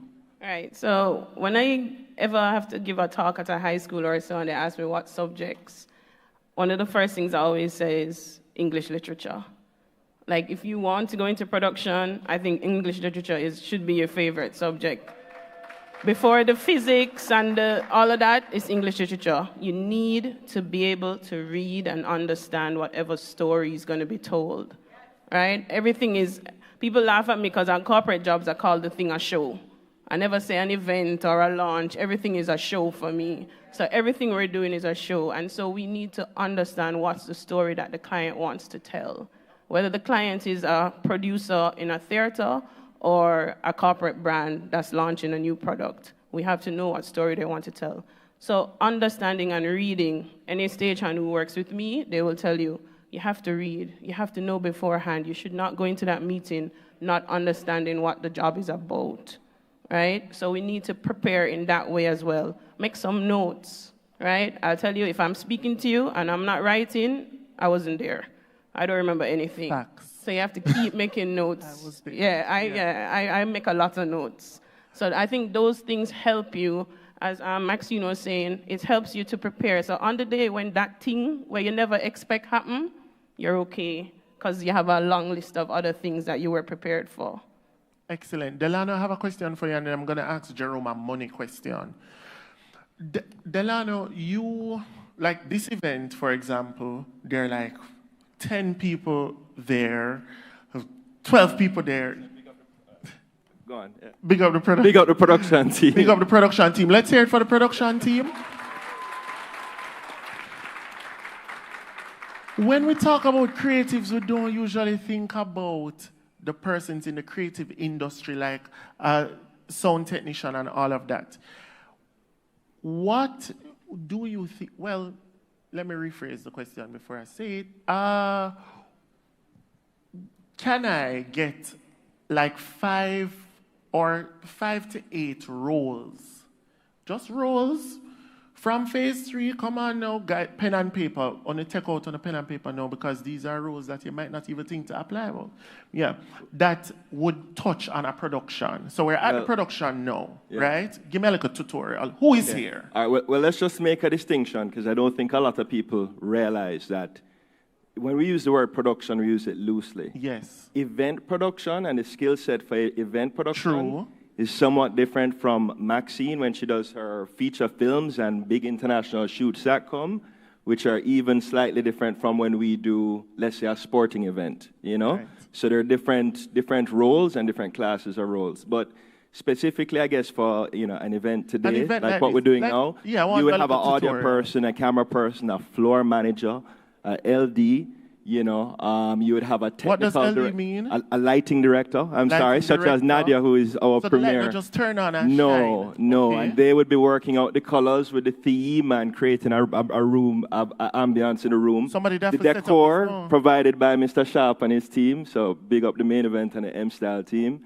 So there are many different, as an outline, there are many different roles that you can fill. And event production is a work in progress. As you see right now, I'm moving up and down. I change mic, everything. Thank you. I have a money question for you, Jerome. I would love if you answer as well, Auntie Maxine. I'd just like to address the roles in film production. Yes, thank you. Because there are a lot. Film production has 2 areas, above the line, below the line. Mm-hmm. Above the line starts with your producer, your writer, your production, there's like probably 3 or 4 producers above. And then you hit your associate producer who is a top of the bottom of the above the line. Then you move into production management. And within production management, you have a production coordinator, you have a production manager, you have production assistants who work in various departments. You have assistants from the guy the PA who is the grounds PA, the locations PA, who cleans up the place, the PA whose job is taking care of the talent who are on set. You have assistant directors, one who works very closely to the director and helps things through, and then you have the second assistant director who again supervises talent. You have, so just in that area of production alone. Then you have the lighting department, where you have your director of filming, DP he's called. And the DP has a gaffer who is a lighting chief. He has grips who work behind. He has electricians who work in that department as well. Wow. So there are all these areas just there. Then you go into the art department. The art department has a production designer who designs the look of the film. He works very closely with the director and the DP to create that, whatever you see. But under him is an art director. There's a buyer. There's a set decorator. There's a prop person. There's prop assistants. There's a carpenter. There are carpenters. There are carpenters assistants. There's scenics and painters. There are so many positions. Hold on. We go back to the director, and there's somebody called a script supervisor, who's a continuity person, who's a very key person on a film. If the watch was on the left hand today, when they come back to shoot tomorrow, you have to make sure that watch is still on the left hand and not the right hand. There are so many areas within film, there are so many positions that are possible for young people today to work in this industry. There are stories to be told. We have stories up and down the yin-yang in Jamaica. We're storytellers. That's what we are. And we can tell these stories and work in these professions. And how do you learn? You keep your eye clear. You go on YouTube. You call up somebody like Auntie Maxine. You speak to people you know in the industry, and you keep going for it, because it is you who wants it. And if you really want it, that's where the passion comes in. Then you will really go for it. And those are tons of jobs in the industry. Wow. I was thinking, I was just saying to Delano, when you watch a movie, you ever sit down and watch the credits? Credits long, PA, everything, and that is not even half of the persons involved. Now we're going to be taking questions from the audience, but Jerome, I want to know about pricing. Just a quick question about pricing. We are not a formalized industry, according to many. According to many, we are not a formalized industry. We're not? According to many. No. We're a very important formalized industry. We definitely are. Jamaica is a perfect playground. Do you all agree? Yes. And our industry is going to take Jamaica out of COVID and take this economy to the next level. Has to.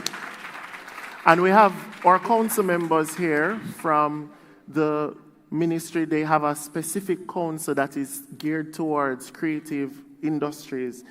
I guess the question that I was posing to Jerome is, how do you ensure, from my angle, you reach out to me and you say, Rush, boy, I want you to host XYZ. How do you ensure that you don't price yourself out of the market, or that you are not underpricing yourself? Because you, Jerome, you deal with us, you might say, boy, Rush, that's too much money. How do you determine that I'm not worth that?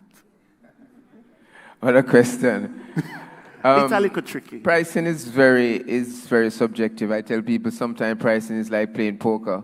You really say what you have in your hand and pretend that what you don't have.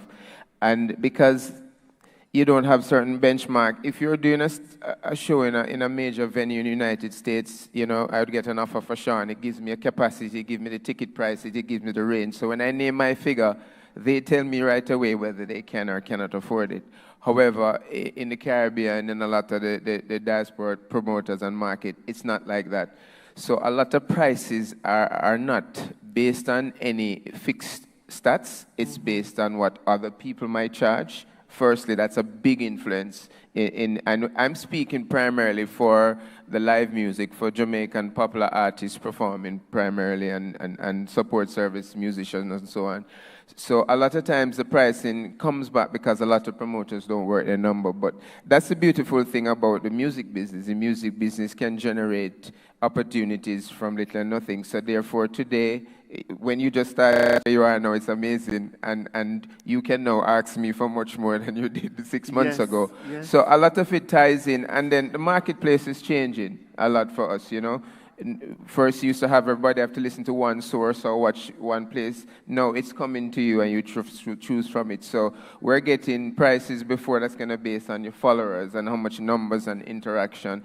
So it's hard to say what isn't and it is and isn't. I just did a project a while ago with some persons in this room. Some prices were considered particularly high. And some people justified why it should be so, and they were in turn paid accordingly. Yes. And on the other hand, you know, some people don't. I never look at him. No, women look no, yes. So it's hard, but I like that about the music. I use one example. When Sean Paul did Give Me the Light and I heard it, I'm like, Give Me the Light? And yes, when I first heard it, but this one song took him, he started, and the rest, as they say, is history. So it's hard to say. Perfect. And me and Terry were talking about it earlier. You can also ask around. If you hear that Terry charge $1 and you've been around for half of Terry's time, you don't have her wealth of experience, you cannot be asking for $15 when Terry's charging $1. Look at the industry. Use like a sense. Okay, we're going to take questions from the audience. Oh. We have questions from the audience. Over here, Rushcam. Hi. Hi. Good afternoon, everybody. My name is Kimberly Bruce. I'm right here. Hi. Kimberly. My name is Kimberly Bruce. How is everybody doing today? I can say that I'm feeling quite awesome. So before even asking my question, I want to just express my gratitude to the team behind, the Career Expo with a code from the Ubuntu tribe that is, I am because you are. So I just want to say thank you for what you're doing for so many youngsters. We really appreciate it because we've been longing for something like this. So my question, I'm from St. Elizabeth, from a small community called Malvern. I went to Hampton School. I'm surrounded by a lot of vegetation. My first exposure to anything of this sort was in church. So I used to do little skits, little writing here and there, little acting, audio, and I never knew that something like this existed before coming to Kingston. And I'm like, okay, so this is new, but I like it. So Auntie Maxine spoke about being the bridge. So what I want to ask really is, are there any initiatives that are geared towards molding and nurturing young creative minds in small communities at current or in the near future? Anybody can answer. Melissa? Yes, there are two organizations that exist. There's JAFTA. We had with us earlier Saeed, who is the president of JAFTA. By the way, Saeed started, he had gotten himself trained, and he started me as a PA, and I'm so proud of him now, I can't even begin to tell you how I feel about that young man. As did Tash, who is the CEO of the thing there. I mean, unbelievable people.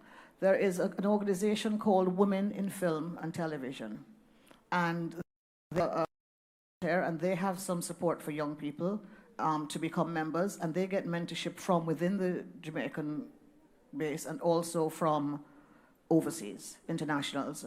From what I'm seeing, what the Minister is trying to do right now, this event is nurturing you. This event is getting you started off the ground. It's an amazing event. We've needed this for so long. I can't begin to tell you. So you are right here at the core, at the beginning of something that could be amazing. We have government supporting this. I mean, this is a first step. So we move from here, hopefully, forward. Thank you. Thank you. Delano, then. I was just going to add, I'm not sure in terms of in the actual areas, but a number of us, I mean, Phase 3, I know Main Event as well and others, a number of us offer internship programs. Our internship was a little, in COVID, it was kind of hard to take on new persons, but hopefully for the summer, we take on anywhere from about 20 to 30 persons during the summer for internships. Perfect. So that's an opportunity. And then Nadia, then Jerome. Then My answer to you, Kimberly, and to others, because it's easier for some of us, like I lived in Kingston, I don't pay rent, I live with my parents, so I was able to intern everywhere, right? It's harder for students who are in rural communities, and so your church is a good start. I think Delano will tell you a lot of his great technicians come out of church people. Your church is a great start, but also these are the kind of things that you ask your political representatives about. Bring those initiatives to us. Bring them into our communities. A lot of these things happen for communities in Kingston, but we can get those initiatives out there. I know Main Event did M Academy out in the West, right? And we had students from Clarendon, St. Anne, Trelawney, all those parishes come into Montego Bay to be trained in technical production. So ask, guys, this is how you get people, your government to work for you. These initiatives can come to any community, right? They are movable. We can put on a show anywhere. We can train people anywhere. Jerome and then Solomon. Yes, I'd just love to add, we as well, except for COVID, had offered internship to university students, both from UTech and University at the West Indies. One of the things I'd like to say, however, the world has changed a lot, so now you can reach out to people. Creative is a kind of industry here where you'll have to come out of your shell. You have to reach out there, you have to get out there. You find ways to communicate because we don't have a formalized structure in many ways, and there's so much the government can do, and we won't change a lot of that. But you have to really find your ways. When I started, I went up to somebody and told them that I was going to work with them. Even though I was at university doing math and economics, I knew I was going into entertainment. So you have to really get out yourself and go and make it in this business. Solomon. And it's for that very reason that we started M Academy. We did one in Kingston, one in Montego Bay. We trained over 100 persons. COVID has only slowed down the process. But as I said, it's important for us to understand how important we are in this industry, and that we're going to rebuild and we're going to educate everyone. I've been a big proponent in working with UTech as well, in how we deal with lighting and how we deal with sound, because those things are critical to the movie, to the football match, so horse racing, to the live production, to what we're doing today. So we need to just get everyone educated. We know everybody won't stay.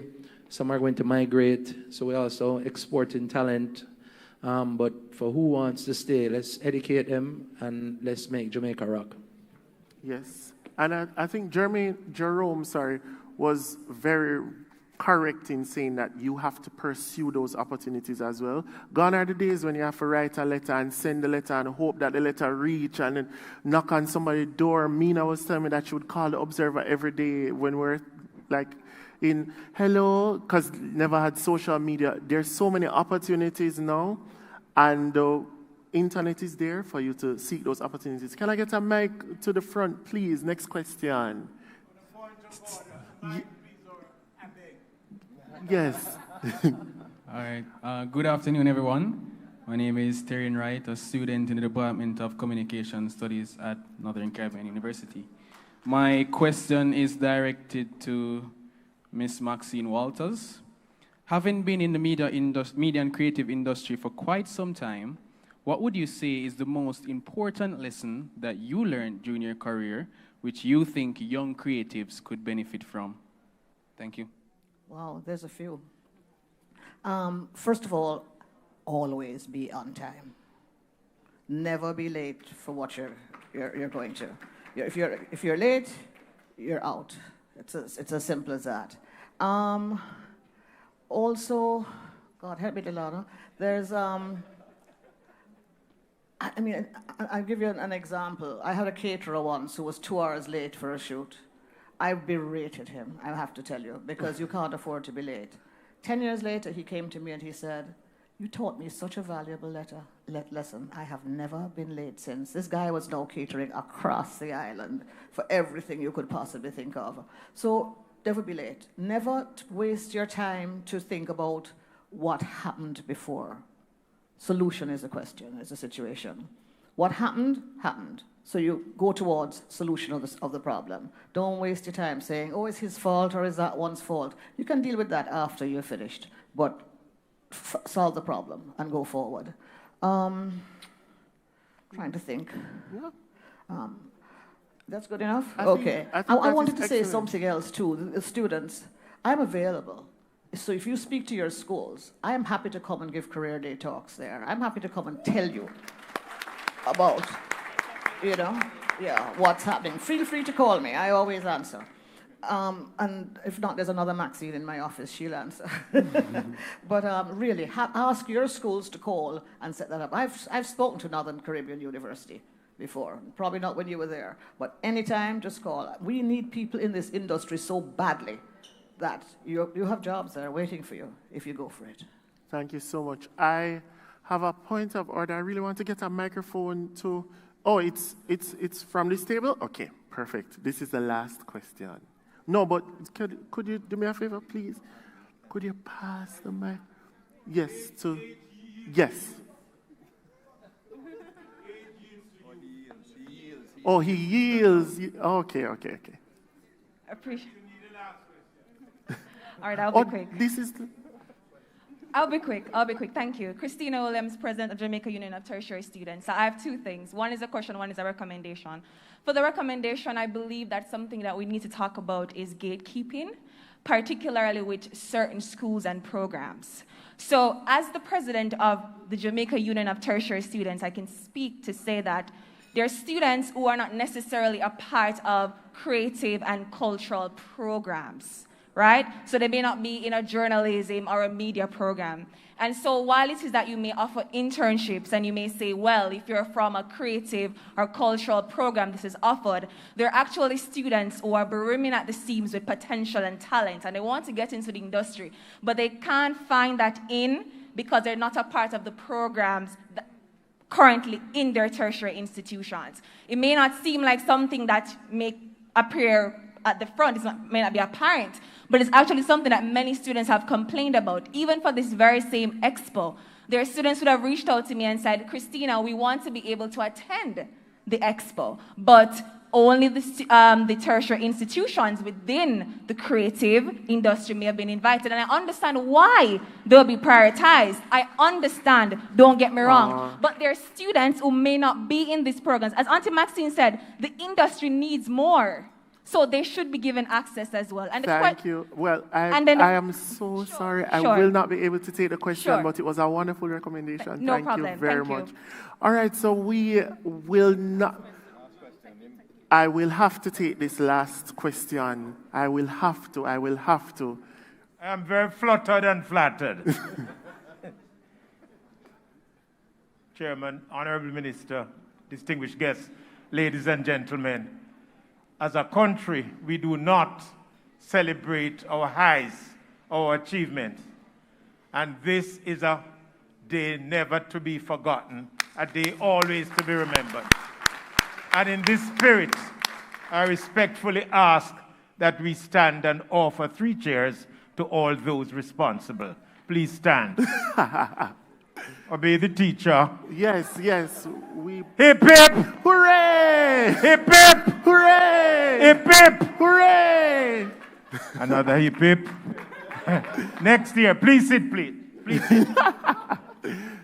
Thank you, my teacher. Just to say quickly that in commending those responsible, I didn't get the chance to make these comments earlier, but to say there are some other opportunities, because I work at a place where we encourage the heritage of Jamaica, tangible and intangible heritage, and I want to suggest that there are opportunities in the cuisine. I am young enough to know there was a time when the only meat associated with jerk was pork, and now I live to see that you have jerk, saltfish, and mackerel. So there are opportunities there. There is rundown to be promoted. Somebody is asking, what's that? It's not an athletic endeavor. And there is Garami, people from Westmoreland. There is a promotion for you to do. You'll find out that afterwards. And Buzu in Portland, it's endemic only to that parish. With regard to art, paintings, there are opportunities for sponsors. The young artists need spaces, private spaces for exhibitions. And when you go around the homes, the walls are bare because under colonial education, art was not encouraged. It was thought it would be a revival. It would create, not a revival, but we would have constraints to development. My good sir, thank you so much. Could I ask your name, please, sir? Could I ask his name? Vivian Crawford, head of the National Institute of Jamaica. Young people. Of Jamaica's literature, science, and art. Perfect. And I joined the following day. Perfect. Young people, make a note of his face because you will be able to speak to him after this. Thank you so much, panelists. Thank you very much. We had a very riveting discussion. Would you guys agree? Yes?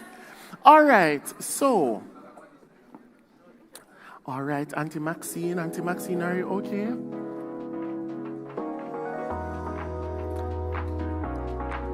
All right, so I told you about triple threat, right? And we had them earlier. They blew the house down, and we would love to hear from them again. So invite me, join me as I invite.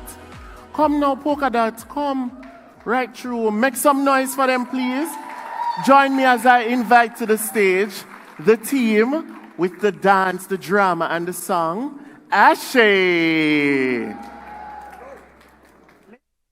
Good evening.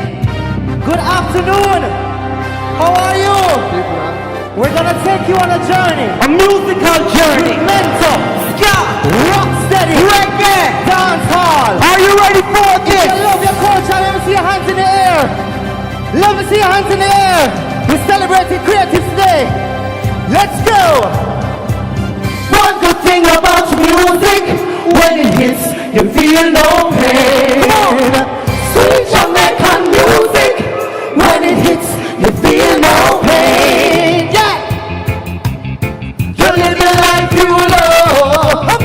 You love the life you live.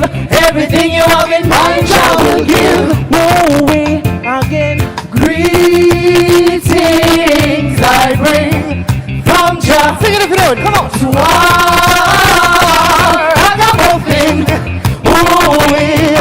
Again, greetings I bring from Jah.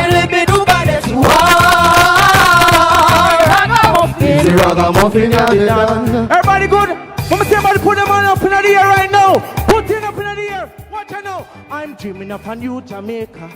A land of peace and love. Some say they cannot see no hope. That's why they lead this land. But I know without a fear. And that's why I wrote this song. Come along, me say, come on. Believe in love. Come sing this song with me. Sing this song now. All who believe in love. Hey, come sing this song with me. Sweet, sweet Jamaica. Me ackee and me saltfish. Roast your mouth, but no. Whoa. Hey. Good afternoon, everybody. Do you know the queen of reggae, Master Griffiths? All right, this is one of her popular songs. If you know it, just sing along. All right? Watch this.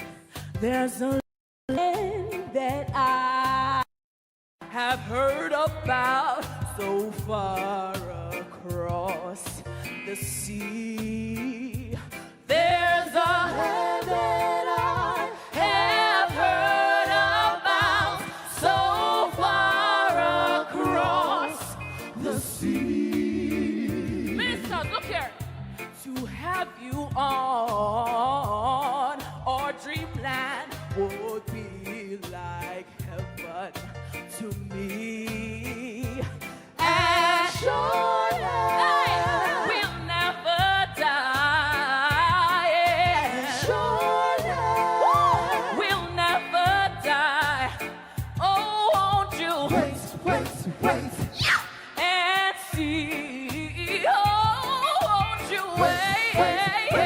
Okay, so right now, I'm going to introduce you to the Prince of Reggae. Who's the Prince of Reggae?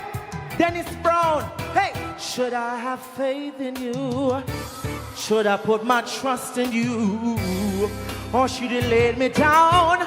Should I flirt around? Why should I think this way?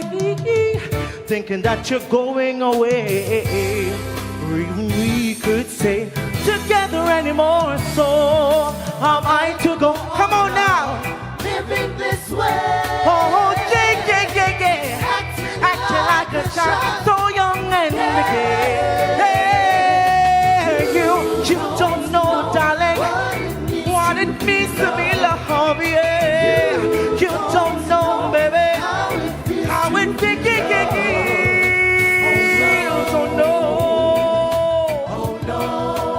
Somebody hit me. Hit me with music. Hit me. Hit me with music. Yeah. Hit me with music. Hit me with music.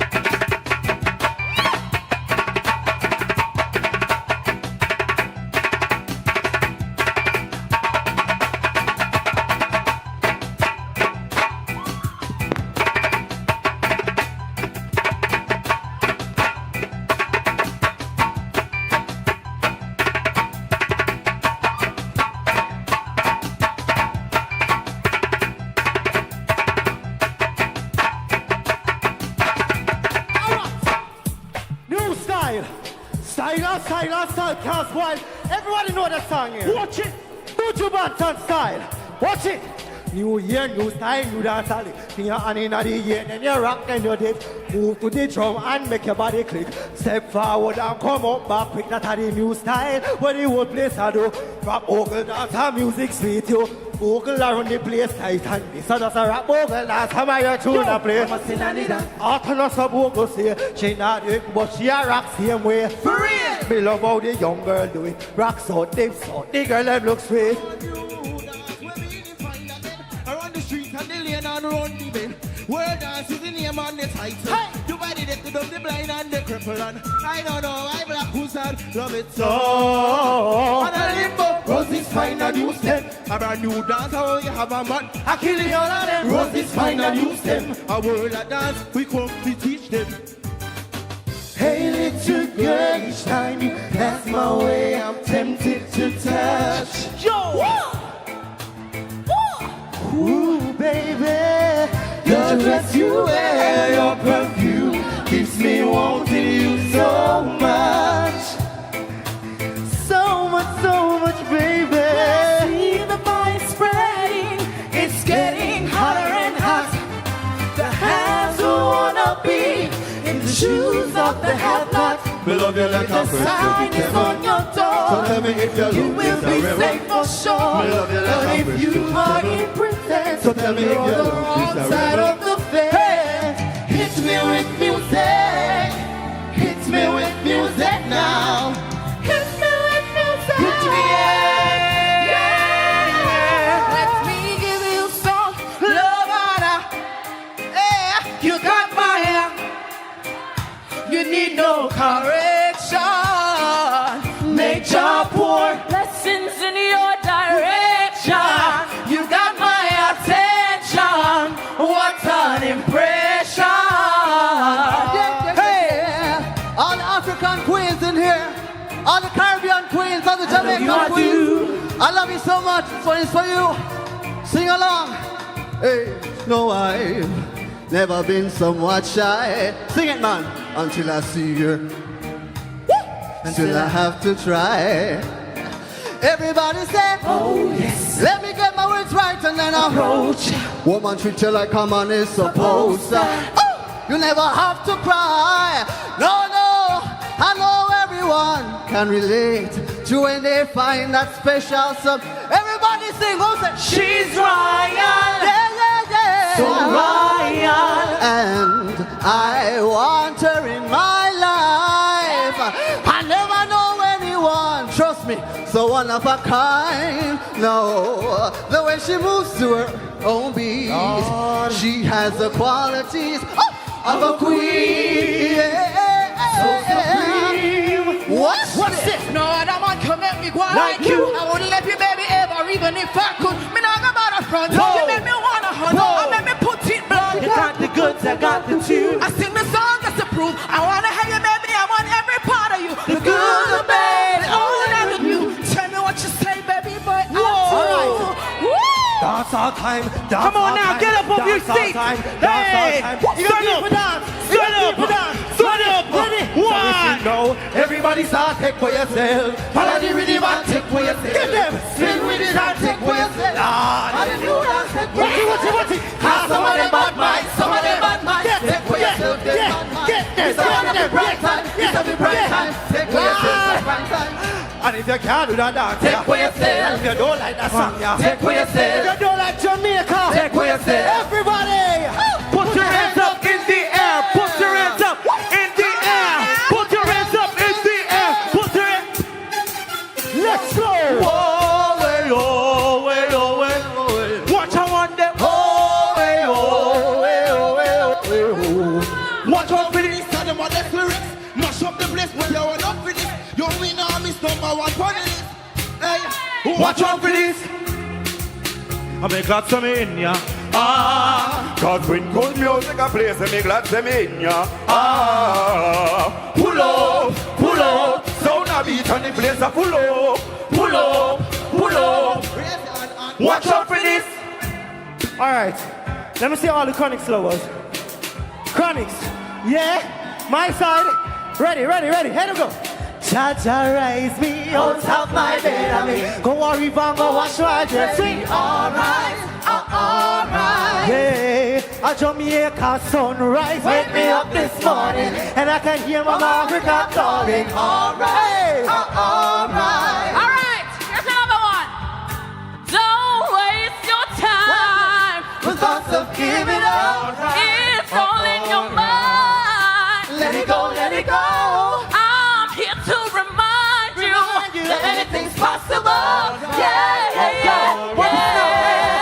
Me say me nah give up. I said there ain't no giving in, yeah. I when the going gets tough, I said the tough gets going. Oh my people, don't give up.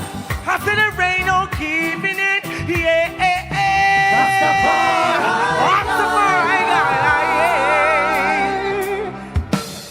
One good thing about music, when it hits, come on now, you feel no pain. One good thing about music, my body style, it's groovy.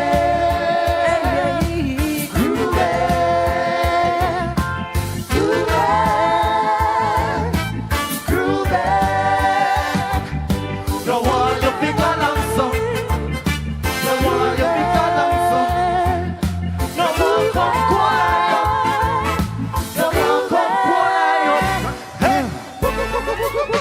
Hey, another one, yeah. We're not done, you know. Another one, yeah. You know this. You know this? This does so. All right then. Bang, bang, bang, bang, bang, bang, biddy, biddy, ding, bang, bang, bang, bang, bang, bang, biddy, biddy, ding. Boom, bado, boom, bado, boom, bado, boom, bado, boom, bado, boom, bado, ding, ding, ding, ding, ding, ding, ding, ding, ding, ding, ding, ding, ding, ha. Boom, bado, boom, bado, boom, bado, boom, bado, ding, ding, ding, boom, bado, boom, bado, boom, bado, boom, bado, ding, ding, ding, ding. Wanna think it done? Yeah! But we just a come. Ladies! What this make you feel like though? What this make you feel like though? Hey, what this make you feel like though? Yeah! Ladies! What this make you feel like though? What this make you feel like though? What this make you feel like though? Yeah!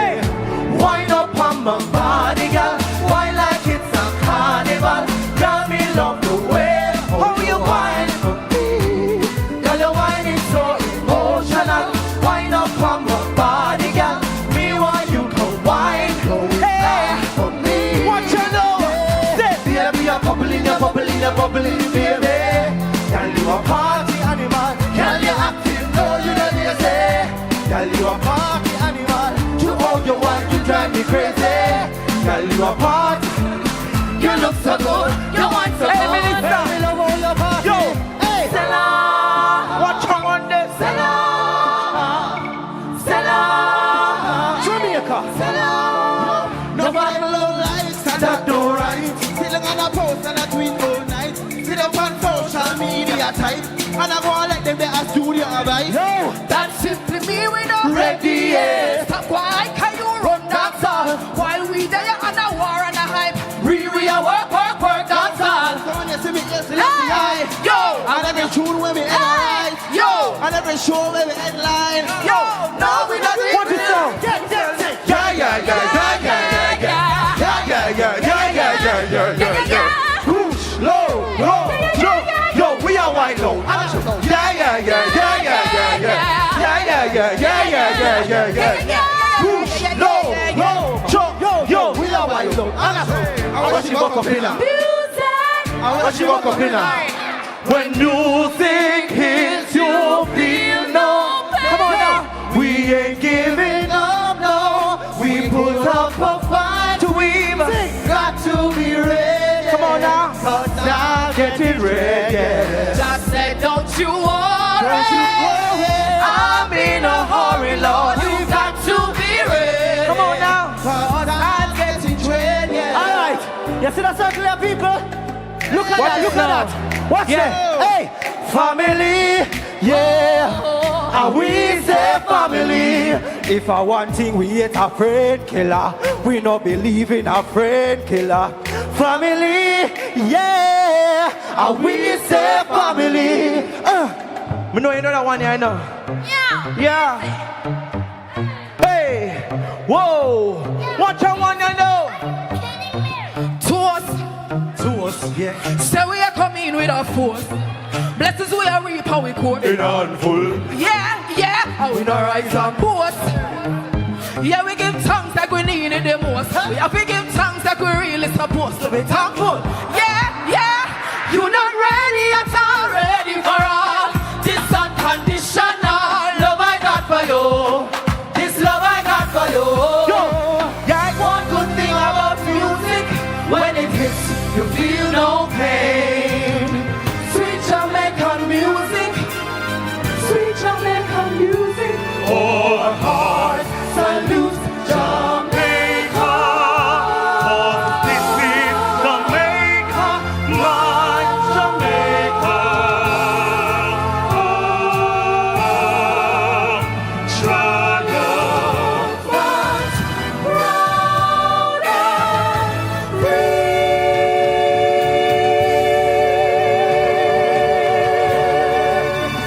Jamaica to the world.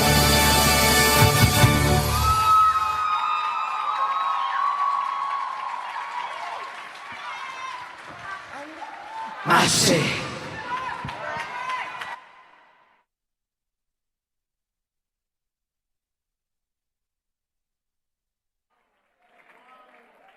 Wow.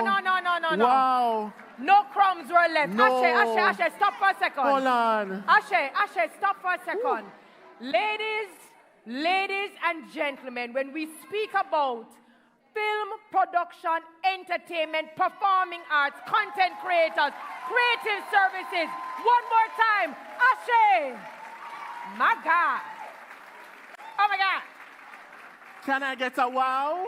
Wow. Can I get another wow? Wow. Call the ambulance. Wow. No crumbs were left. None.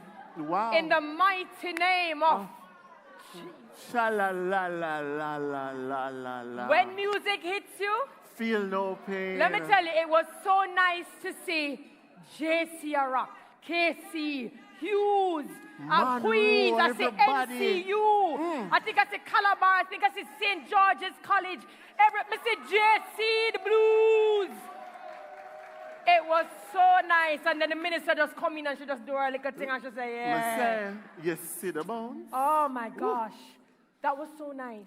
Nice. But it's funny how we divided the panel discussions into these 4 different areas, and yet still we have this example of what the performing arts and the creative industries looks like.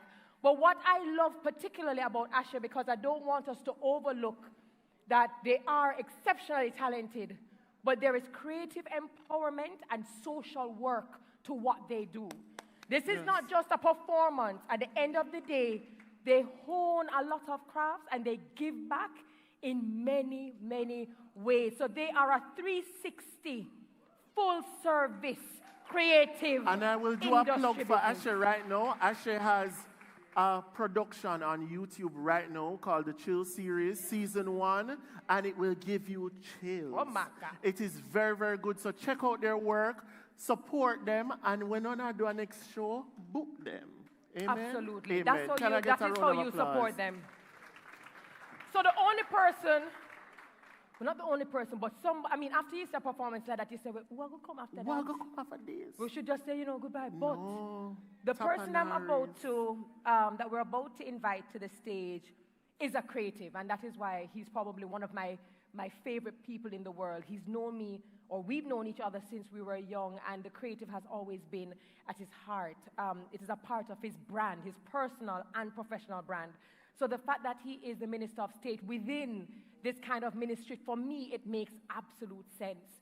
Now, a gentleman of his caliber, you don't just welcome him. You don't just say welcome or good afternoon. You got to say buenos días, bienvenido, señor. You can't just speak in English or Spanish because he also speaks French. So you have to say bon après-midi, bienvenue, monsieur. Yes. Ladies and gentlemen, put your hands together for the one and only, the Honorable Alanda Terrelong.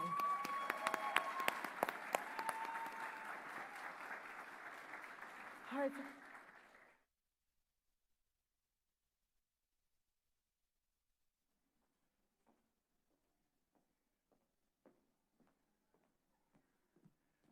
Good afternoon, my fellow creatives.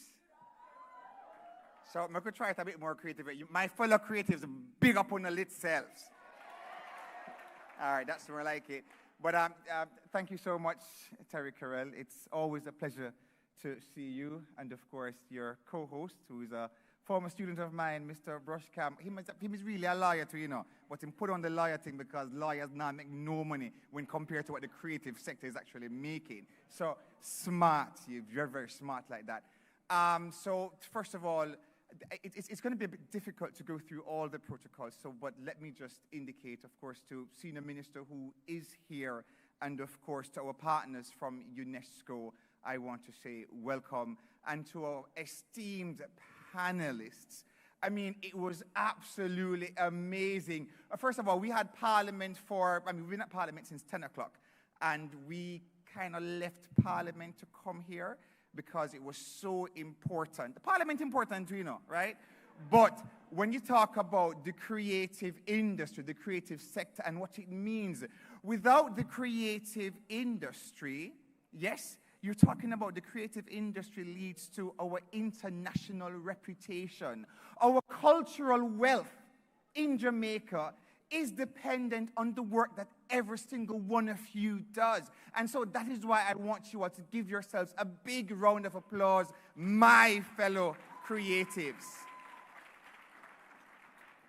So yes, I'm the Minister of State, and Terry, thank you. I'm the Minister of State, but I'm also a creative at heart. And it is my pleasure to work alongside Minister Greens in this ministry that encapsulates every single one of you. So we speak about national wealth, we speak about international reputation, and I know that Bob Marley and Louise Bennett and all our great performers and cultural giants and global icons who've gone before are absolutely proud of what we have accomplished here today. And so I want to thank you all for coming, for lending your talent, for lending your voice, for letting every single one of us know that the creative industry is about your set of skills, your talents, and it does not come free. And so whilst we pass the baton along, long gone are the days when people think that, oh yeah, man, I can't get a dance here, man, I'm going to just do it for fun. Or, yeah, man, I can't get the actor here and put them on stage, I'm going to do it for fun. Or, yeah, man, shall I go do the lighting for it just for fun. Or, yeah, man, shall I go put on black and shall I go backstage. And, yeah, man, they're going to know.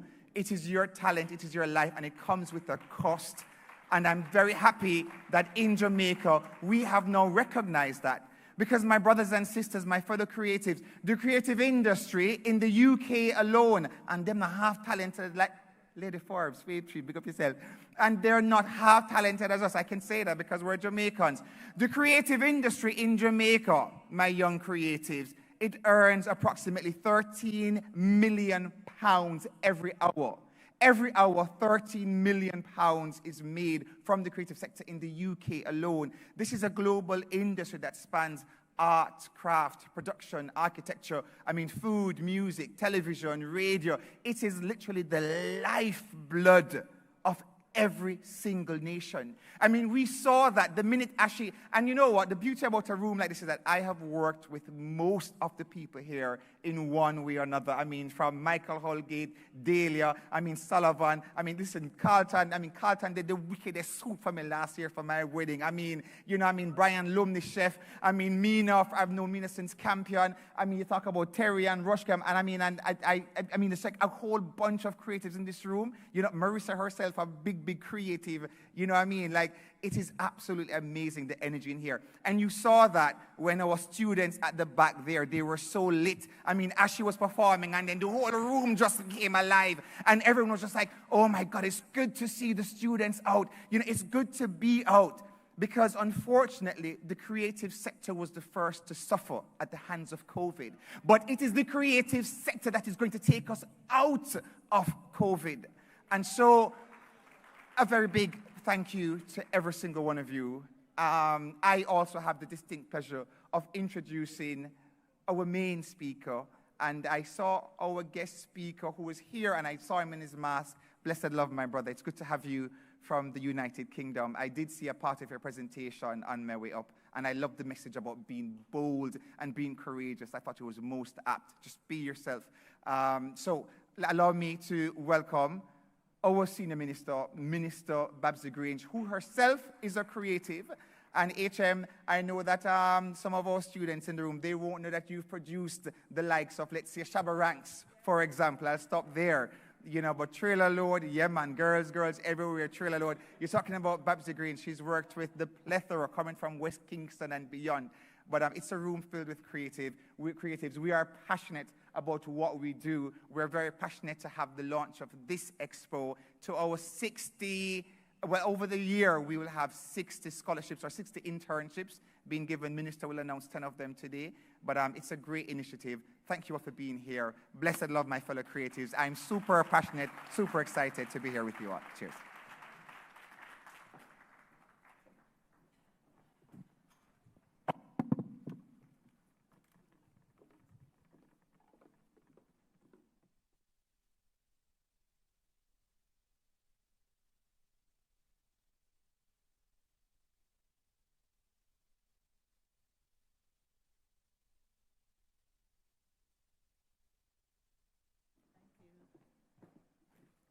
Why is everybody so quiet? I don't believe this. It's never that quiet when you have young people around. Let me have a scream. Let me hear you scream. That's more like it. So, I know it's been a long day for you, but you're having fun? Okay, so you will stay just a little bit longer just to hear me, right? Well, I must first acknowledge first my Minister of State, Alonda Terrelan. Isn't he good looking? And I actually did something this afternoon that he would have loved to have done. If he knew I was going to do it, go dance. Right? He would have been out there dancing too. I must acknowledge my permanent secretary. Where's PS? PS Thorpe? I think I have the youngest permanent secretary in the government, I think so. Give him a big round of applause. And of course, Dr. Sanchez from UNESCO, who is head of the Caribbean Office for UNESCO. And we do a lot of work together. Thank you so much for coming. And she's here with her team, Yuri, Peskov, and Clement, is it? I'm sorry. Alessandro, who is somewhere around. And of course, there are just so many great persons here to acknowledge. including our guest speaker. Thank you so much for being here, Clement. Right? You can't want a better than Disney World, right? So all the participants, every one of you, I mean, if I were to name all of you, then it would be longer than my speech. So forgive me. I just want to big up all of you. And the media here and young people, good afternoon. Now, I must say to you that as minister, I'm happy to be here. But as a creative, I'm also very happy to be here. And it seemed like I was before my time because I had a record label called the Orange Label, long before they called the entertainment, culture, and creative sector the orange economy. So I was way ahead of my time. One of my biggest hits was this song, Like Old Friends Do. Now, you're all too young to know this song, right? Let me see the hands. Now I know the ages. Let me see who know this song. Mr. Crawford, don't be afraid to put your hand up. But this was a song I produced, one of the biggest hits in Jamaica, before you were all born, performed by Carleen Davis.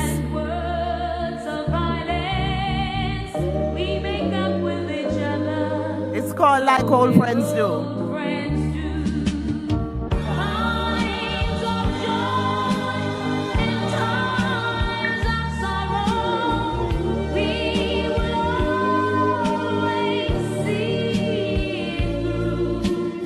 I don't care what comes tomorrow, we can face it together the way old friends do.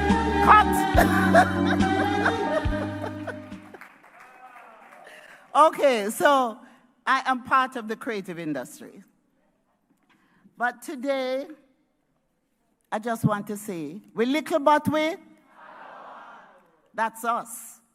That's who we are as Jamaicans. More important, our oversized presence on the world stage has given us credibility and power that is unmatched. Simply put, culture and creativity place Jamaica on the map. This includes music, dance, sport, which I call physical culture, theater, drama, so many creative things that we do. All our Jamaican creatives, from our traditional publishers, authors, directors, choreographers, and storytellers like Mr. Crawford, who is one of the shortest maroons I know, to our content creators who live and share their modern day stories on social media, from our media production houses that structure content for live and online audiences, to the girl in the corner with a TikTok app on her phone, or the boy with his Instagram reel, driving the crowd crazy with comedy, dance, and just a little bit of that indefinable creativity that is Jamaica. That is what we are about. So a cultural awakening is on the horizon, and it is full time. Why are you all here? Because we have now moved beyond the point of knowing the value of our culture to the point of using it to enrich and prosper Jamaicans. As the various stalwarts participating in today's Creative Career Expo will show you, and I really want to thank them all for being here. I looked on the stage and I looked at Delana Forbes, and I remember I am part of his father's era and his mother's era. Well, sort of, right? Mom is here, you know, stand up and take a bow, Marcia Forbes. And I remember when his first 2 or 3 pieces of equipment was coming into Jamaica, I was the one who assisted in terms of getting it in duty-free. And I look at Maxine Walters up here, and I'm saying, Maxine and I, we have traveled so many roads. Maxine, are you still here? She's gone. I remember the movie The Lunatic, when I was doing the PR for The Lunatic, and we actually, Paul Campbell lived on the streets with a madman to get into character. And when we wanted a front page in the newspaper, we went and met with the madman. He posted us a couple of times, but eventually he turned up and we were able to get the picture up, the photo up.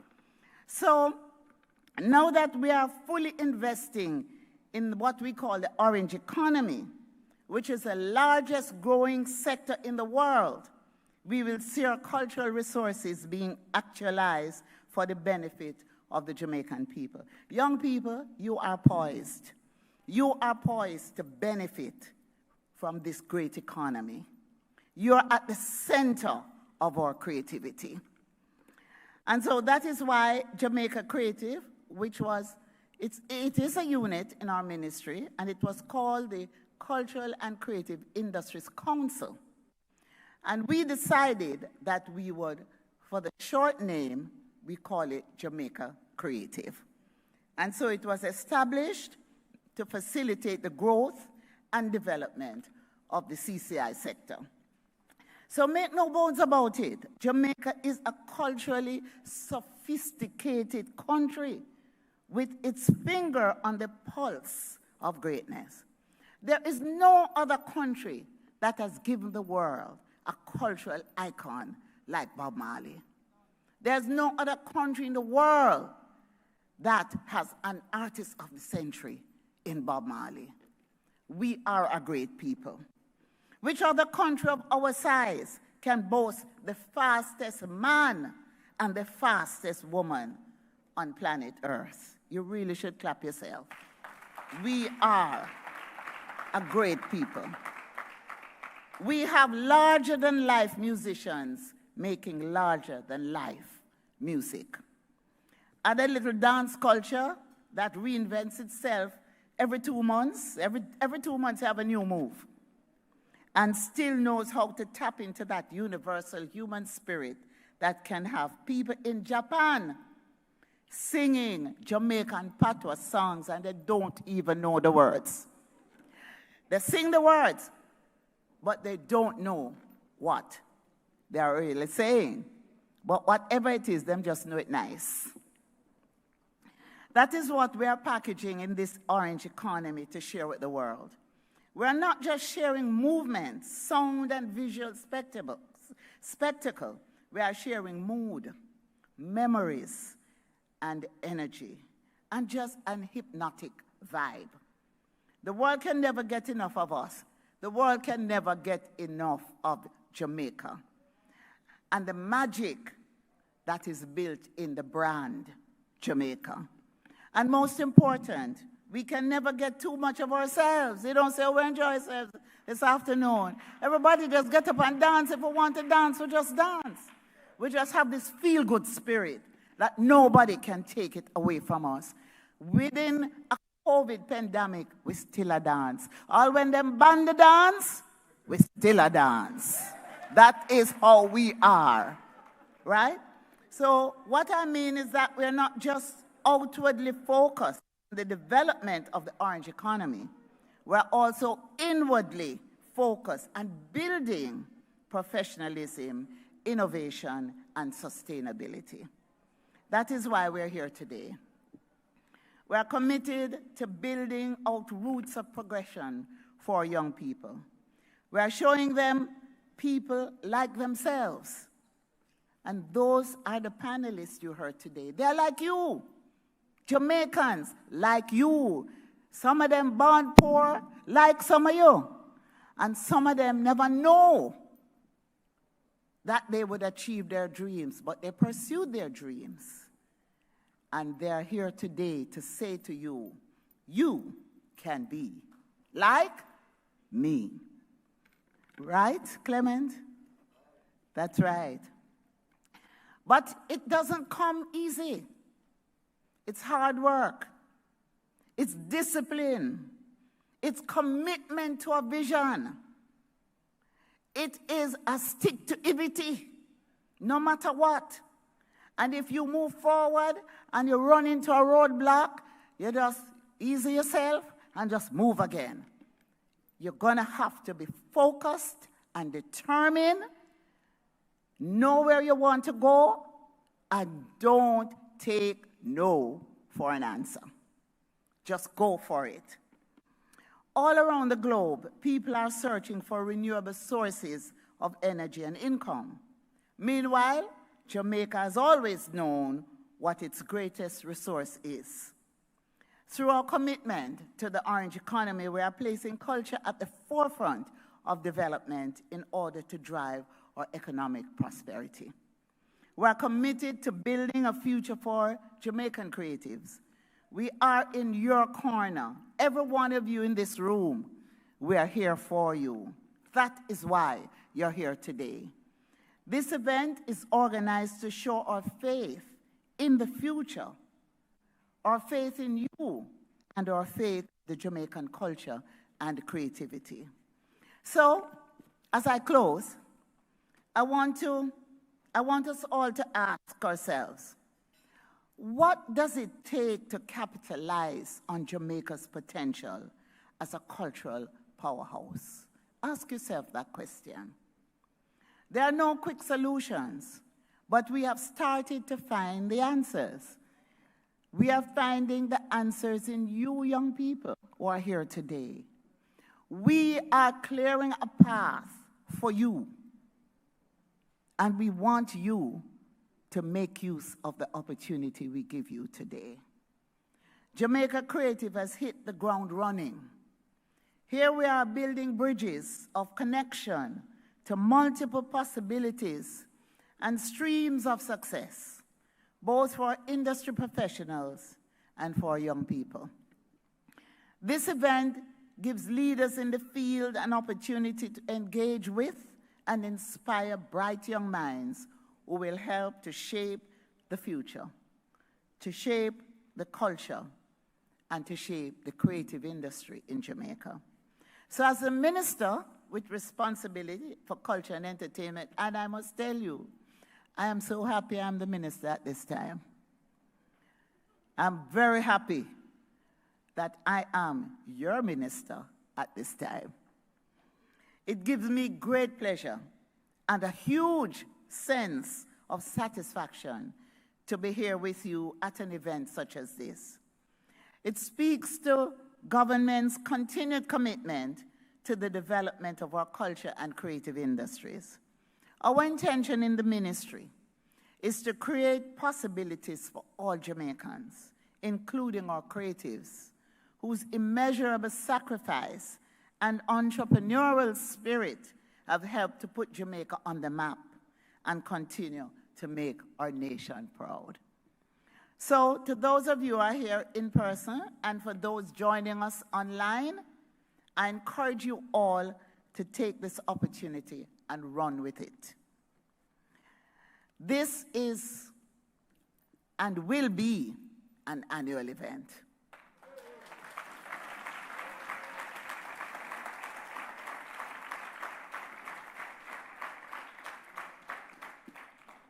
I'm looking forward to, some of you will get older next year, right? But it doesn't mean that you won't be here, because those who are here today, we are hoping you will stay with it, you will stick with it, and you will benefit from being a part of this sector. We had 175 students in attendance. Isn't that wonderful?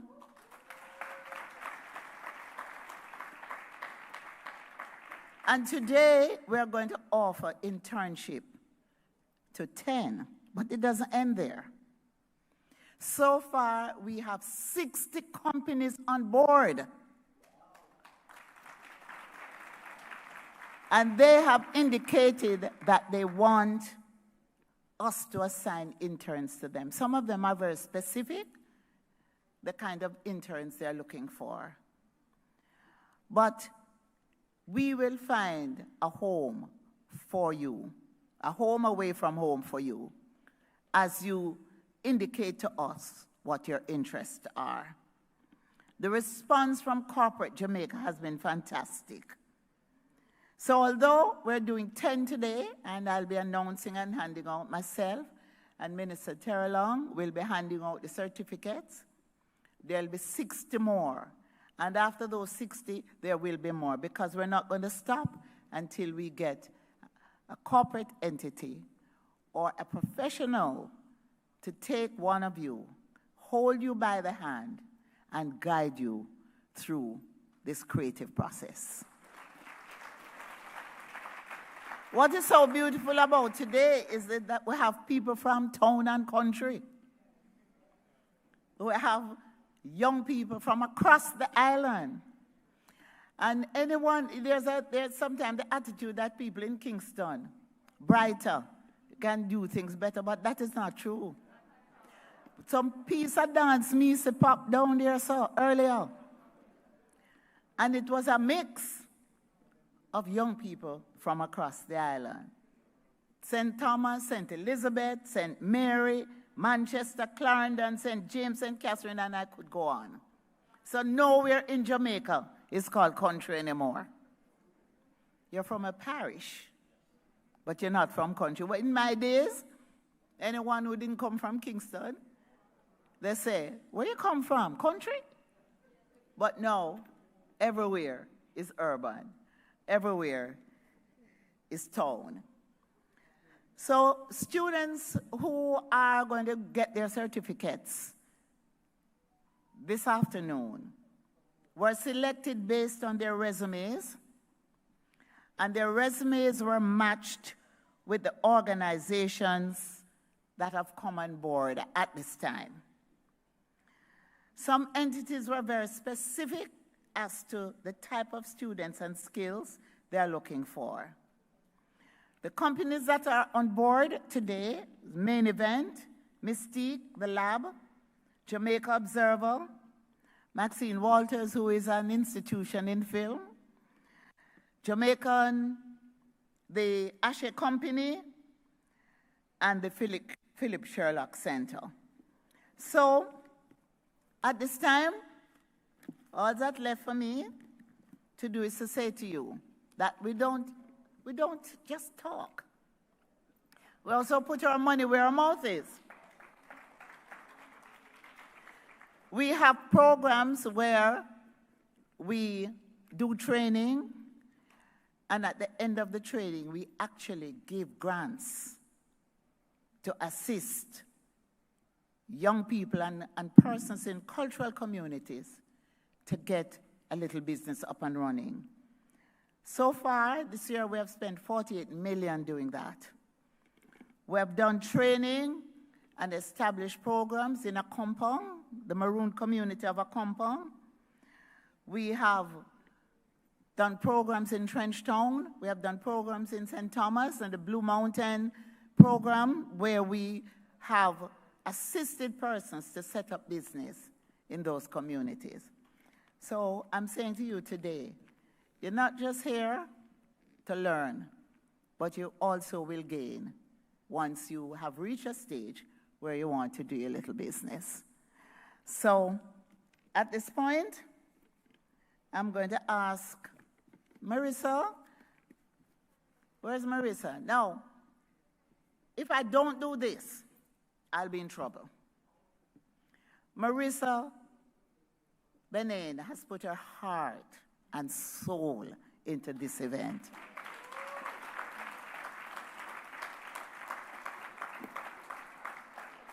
So Marissa and her team, along with the team from the culture division, I'm going to ask them to stand, and I'm going to ask you to give them a big round of applause.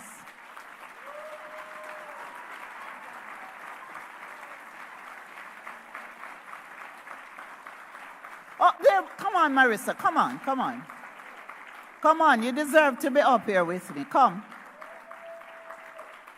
And for those who don't know, Marissa is a big-time dancer with the NDTC. So I don't know why she's behaving as if she's shy. Very nice, very nice. So give her another big round of applause. Thank you, Marissa. So you're going to say what's next. What do I do next? Hand out the certificates? Yes, they have the list. And the lucky ones. She had invited. Who announces them? She'll call them up. Yes. Okay, fine. So let's move to You look great. You look fantastic. Fantastic. Okay. Well, let's move over to the left.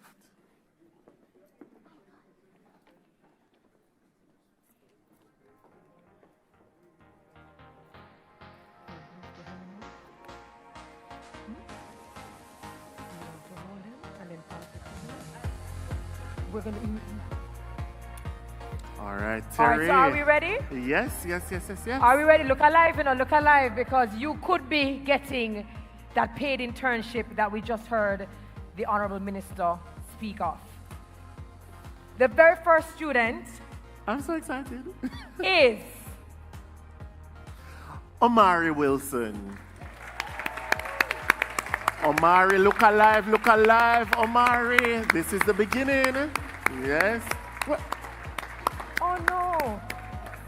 All right, the next person who'll be walking away with a paid internship is Rhea Raymond. She's like, oh my God, make some noise. Yes. Make some noise for Rhea. Rhea, you have to run like the Shensia song. Come on. As our minister stated, based on the resume, based on the specificities of the particular entity, this is the reason why they are here. Congratulations. And this is the Rhea. first 10, because... First 10. Yes. And up next is Javon Vassell. The man get up so fast a while ago. Spring up. I love it. Congratulations, sir. Congratulations. And we say congratulations to Neville Brown.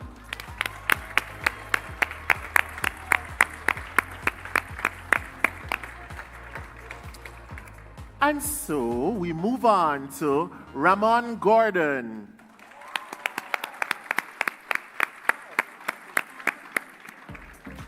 And we say congratulations to Roshane Barkley. Roshane, we did it! We did it, Rush. Congratulations. Congratulations, Roshane Barkley. So we have 1, 2, 3, 4 more names. Terry, I feel like we're at Miss Jamaica. Or like the Oscars, right? Yeah. The next person to the stage with a paid internship is Fabian Dreckett. Fabian, more popular than all of us. We're rooting for you. GQs. We're all rooting for you, Fabian. Wow. Congratulations, Fabian. And the next recipient of an internship is Robin Murray. Robin!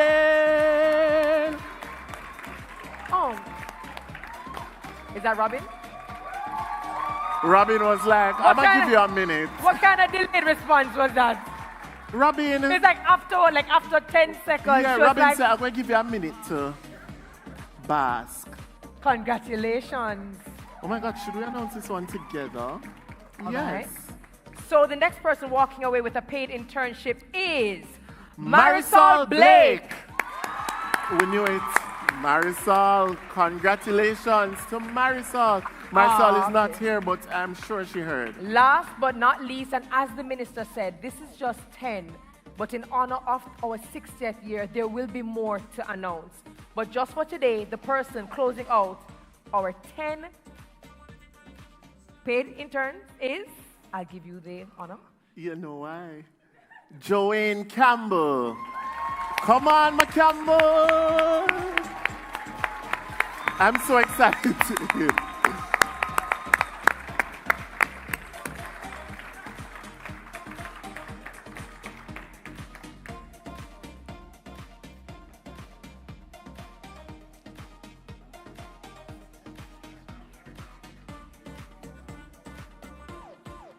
Another round of applause for all of the recipients.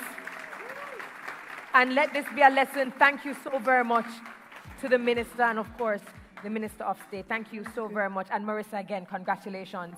I guess this is also going back to what Alicia Moulton White said earlier about curating and creating your content with intention. Even the resume process is a very important process. So it doesn't mean that maybe you don't have the skills, but maybe this is the opportunity for you to step back and go, how can I improve and pull out the skills that will really jump off of that resume. And sometimes, guys, it's not just only about what you're putting on the resume, but how you're framing the resume, the approach, the angle that you're taking on the presentation. Absolutely. So this is just a moment to learn. So, speaking of learning, I'm going to invite, to give our vote of thanks, someone I truly admire from afar, someone who is younger than me, but I admire and look up to. She is the president of the Guild of the University of the West Indies. A championite. A youth leader.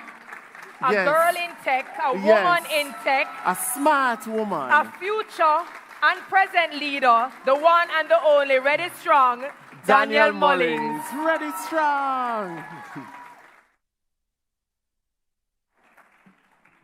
Honorable Minister Babsy Grange, Honorable Minister of State, Mr. Terry Long, Permanent Secretary, Denzel Thorpe, Ms. Marissa Benain, the National Director of the Jamaica Creative, distinguished guests, hosts, panelists, and students, a pleasant good afternoon. Henri Matisse once said, creativity takes courage. For us to conceptualize, plan, and execute the Jamaica Creative Career Expo, we must require an immense amount of courage.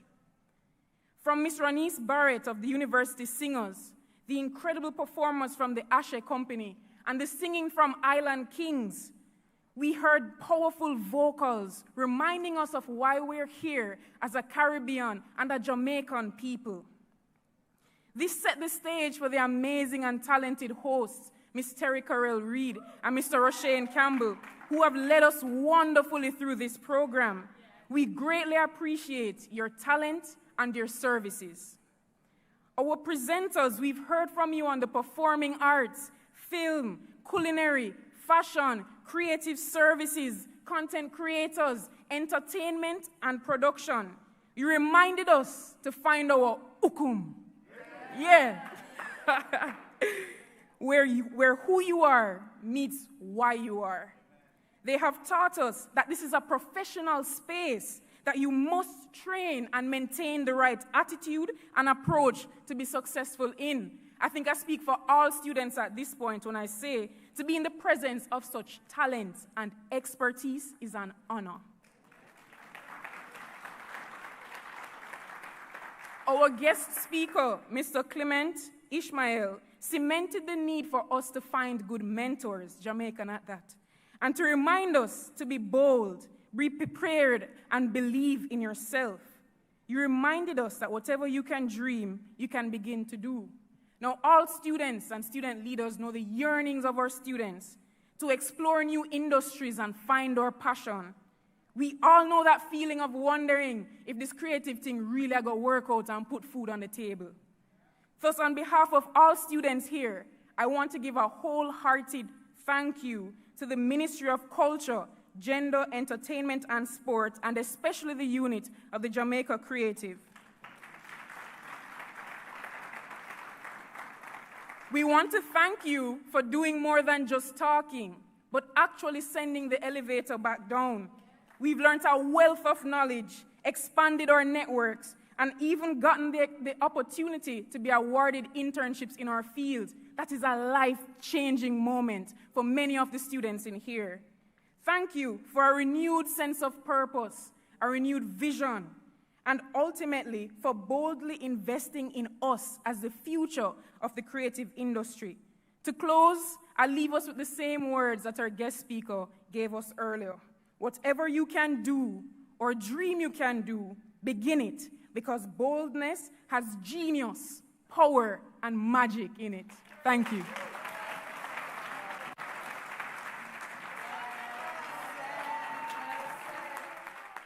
Well said. Thank you so very much. Thank you. Daniel Mullings. I mean, she did a fantastic job at just encapsulating everything with the same power, the same energy, and the same vibe of a creative. Yes. Right? Yes. How was today? I give it a 100 out of 10. How was today? Yeah. Perfect. It was okay, or was it like on a fine, on a okum? All right. Please don't forget to follow the page. I mean, this is just the beginning, right? Yes. This is not where it ends. There's a page, the Jamaica Jamaica Creative 876 876 that you might want to follow just to keep up to date to see what is going on. The Jamaica Creative has a lot of ideas and more initiatives that are going to come, such as their creative directory, ensuring that everything is formalized. And the QR codes on the tables give you access to the digital magazine. So you heard from the different panelists and you're like, okay, I want to do a deeper dive on this person or whatever. You can take advantage of that. And speaking of taking advantage, the persons who earned the internships, this is your moment. Make the most of it. Novia and everyone who came here spoke about sending the elevator down, but you can also walk across the office, network, share with the persons who are in your space and let them know what you're learning, because each one can reach one and teach one. Yes. Absolutely. So, on behalf of Roshane Roshcam Campbell, I'm so happy. and myself, thank you so very much for your kind attention, your cooperation, and your openness to just share and exchange in this space. We wish you all the best in your future endeavors. Please travel safely. Stay safe and stay healthy. Do take care and be creative. And we'll see you next year. Next year, the minister said it. Next year.